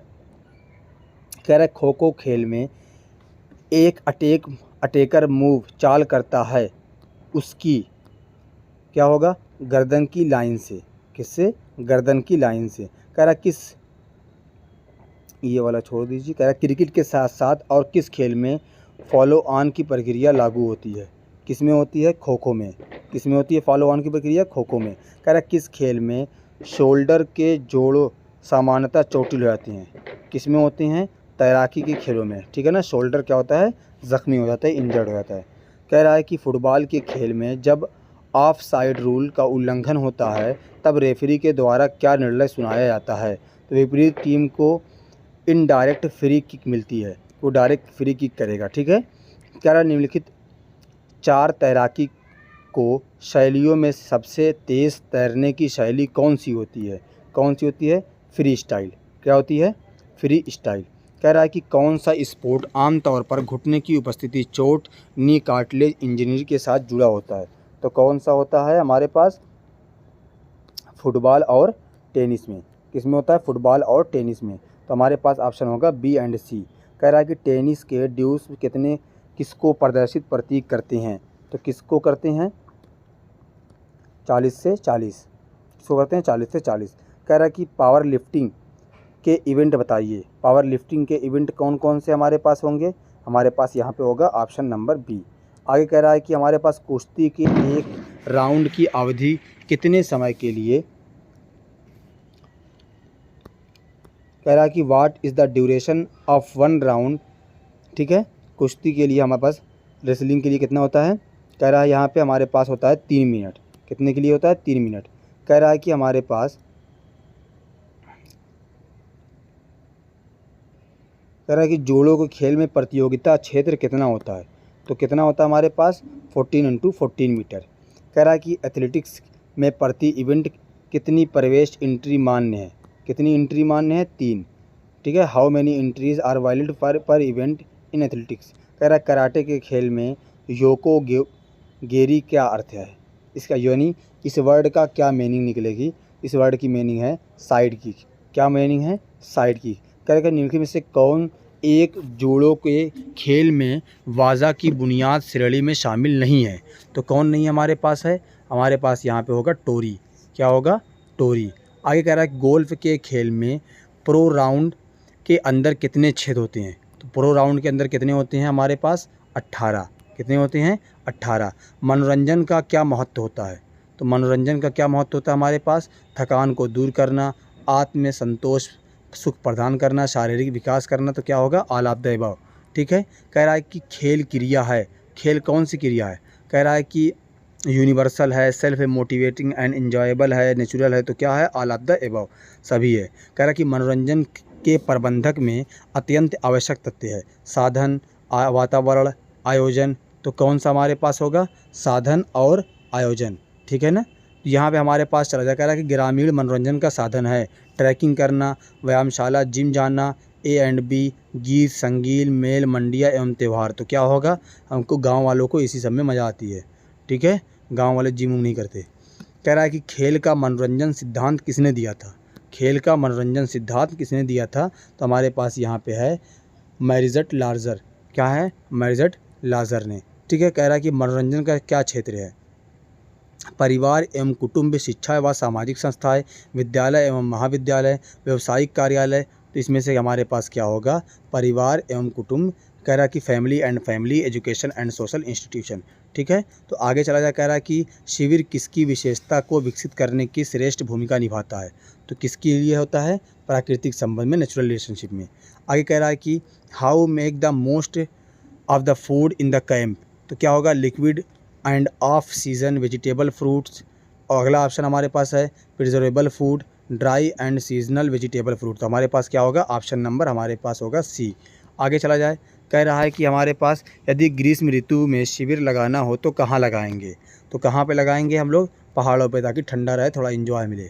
ठीक है, आगे कह रहा है कि शिविर का अनुशासन होता है डिसिप्लिन ऑफ द कैंप, शिविर मतलब कैंप होता है, तो किसका होता है, स्ट्रिक्ट होता है, कि आप ज़्यादा अल्लाह तंग का नाम अच्छा है। ठीक है ना, कह रहा है कि शिविर में भोजन, जो कैंप होता है, भोजन यानी खाने पीने की जो व्यवस्था का कार्य कौन करता है, तो कौन करता है, भोजन व्यवसाय प्रबंधक होता है, फूड मैनेजमेंट मैनेजर होता है। ठीक है, कह रहा है कि कैंप के कार्यक्रमों का निर्माण कौन करता है, तो कौन करता है, कार्यक्रम संचालक होता है, प्रोग्राम डायरेक्टर होता है। कह रहा है शारीरिक शिक्षा के जिसमें जनसंपर्क आवश्यक होता है, public relation is necessary in physical education, तो क्या होगा हमारे पास यहाँ पे, कह रहा है शारीरिक शिक्षा का उच्च शिक्षा के उद्देश्य स्वास्थ्य शारीरिक योग्यता, तो क्या होगा यहाँ पे ऑल ऑफ द अबव। कह रहा है खाली समय का सदुपयोग होता है, जनसंपर्क निर्देशन, पिकनिक, तो क्या होगा हमारे पास, पिकनिक मनाना चाहिए खाली समय पे। ठीक है ना, इसीलिए गर्मियों में लोग पिकनिक ज़्यादा मनाते हैं। कह रहा है कि कैंप का जो पीरियड होता है, टाइम ड्यूरेशन होता है, वो कितना होता है, मानसिक शिविर, एक दिवसीय शिविर, मासिक नहीं, मासिक यानी monthly camp, one day camp, weekly camp, तो कोई भी हो सकता है, वो आप पे डिपेंड करता है कि आप कितना फ्री हैं। ठीक है, कह रहा कि मनोरंजन केंद्र की व्यवस्था होती है, entertainment centre is arrange in, तो क्या होगा हमारे पास, यहाँ पे होगा cinema, indoor activities, outdoor activities, तो क्या होगा यहाँ पे ऑल ऑफ द अबव, सभी हो सकता है। आगे कह रहा है कि सामुदायिक मनोरंजन का परिचय नामक पुस्तक के लेखक हैं, तो इसके कौन से लेखक हैं, जॉर्ज डी बटलर। क्या होंगे, जॉर्ज डी बटलर। आगे कह रहा है कि प्रबंधन कैंप मैनेजर जो होते हैं कहलाते हैं, camp manager is called, camp manager को क्या बोलते हैं हम लोग, कहते हैं कैंप डायरेक्टर। क्या बोलते हैं इसको, कैंप डायरेक्टर। कह रहा the determinant of the daily program of camp is, तो कैंप क्या होगा हमारे पास, यहाँ पे होगा प्रोग्राम डायरेक्टर। क्या होगा, प्रोग्राम डायरेक्टर। कह रहा विद्यार्थी को जीवन यापन की प्रक्रियात्मक शिक्षण किसके द्वारा प्राप्त होती है, कह रहा student get the hand of learning of life through, किससे होता है ये, शिविर से, कैंप से। इसीलिए बड़ी बड़ी यूनिवर्सिटियों में कैंप लगाए जाते हैं, मंथली या सीजनली या सेमेस्टर वाइज, जिस तरीके से भी होता है उसको कैंप लगता रहता है। ठीक है, आगे यहाँ पे कह रहा है which of the following is not the principle of entertainment. Entertainment का प्रिंसिपल क्या, द डिवाइस ऑफ यहाँ पे देखिए कहाँ पे गया, इसको हिंदी में समझे थोड़ा सा। देखिए यहाँ पे हमारे कह रहा है कार्य संपादित करने की युक्ति, थकान से मुक्ति, आत्मसंतुष्टि, आनंद। देखो तो ये तीनों तो होगा, तो चौथा वाला क्या होगा हमारे पास, ये नहीं होगा। आगे चला जाए, इसमें कह रहा है कि शैक्षणिक संस्थाओं में मनोरंजन होता है। In educational institution entertainment takes place, तो किससे होता है हमारे पास, कम्प्लीमेंट्री गेम से। किससे होता है, कम्प्लीमेंट्री गेम से। कह रहा है कि urban mean of entertainment is, urban में क्या होता है, सिनेमा होता है। क्या होता है, शहरों में सिनेमा होता है। कह रहा the main recreational sport and desert region is, तो डिजर्ट रीजन में क्या कौन सा होता है हमारे पास, पत्थर मार कंधे छड़, ये कौन सा गेम है, कभी मिला ही नहीं देखने को। आगे चले, कहना कि मनोरंजन संगठन का सिद्धांत नहीं है, मनोरंजन संगठन का व्यापार केंद्रित, क्या होगा, व्यापार केंद्रित। यानी कि आप मनोरंजन में ज़्यादा व्यापार नहीं कर सकते, लेकिन जनरली यही होता है, सब कुछ जगह पे व्यापार ही होता है। ठीक है, ये हमारे पास क्वेश्चन थे जो 4th यूनिट में आते हैं, और ये सब क्वेश्चन हैं, आपको PDF मिल जाएगा। आप चैनल को एक बार सब्सक्राइब कर लीजिएगा। Thank you for watching.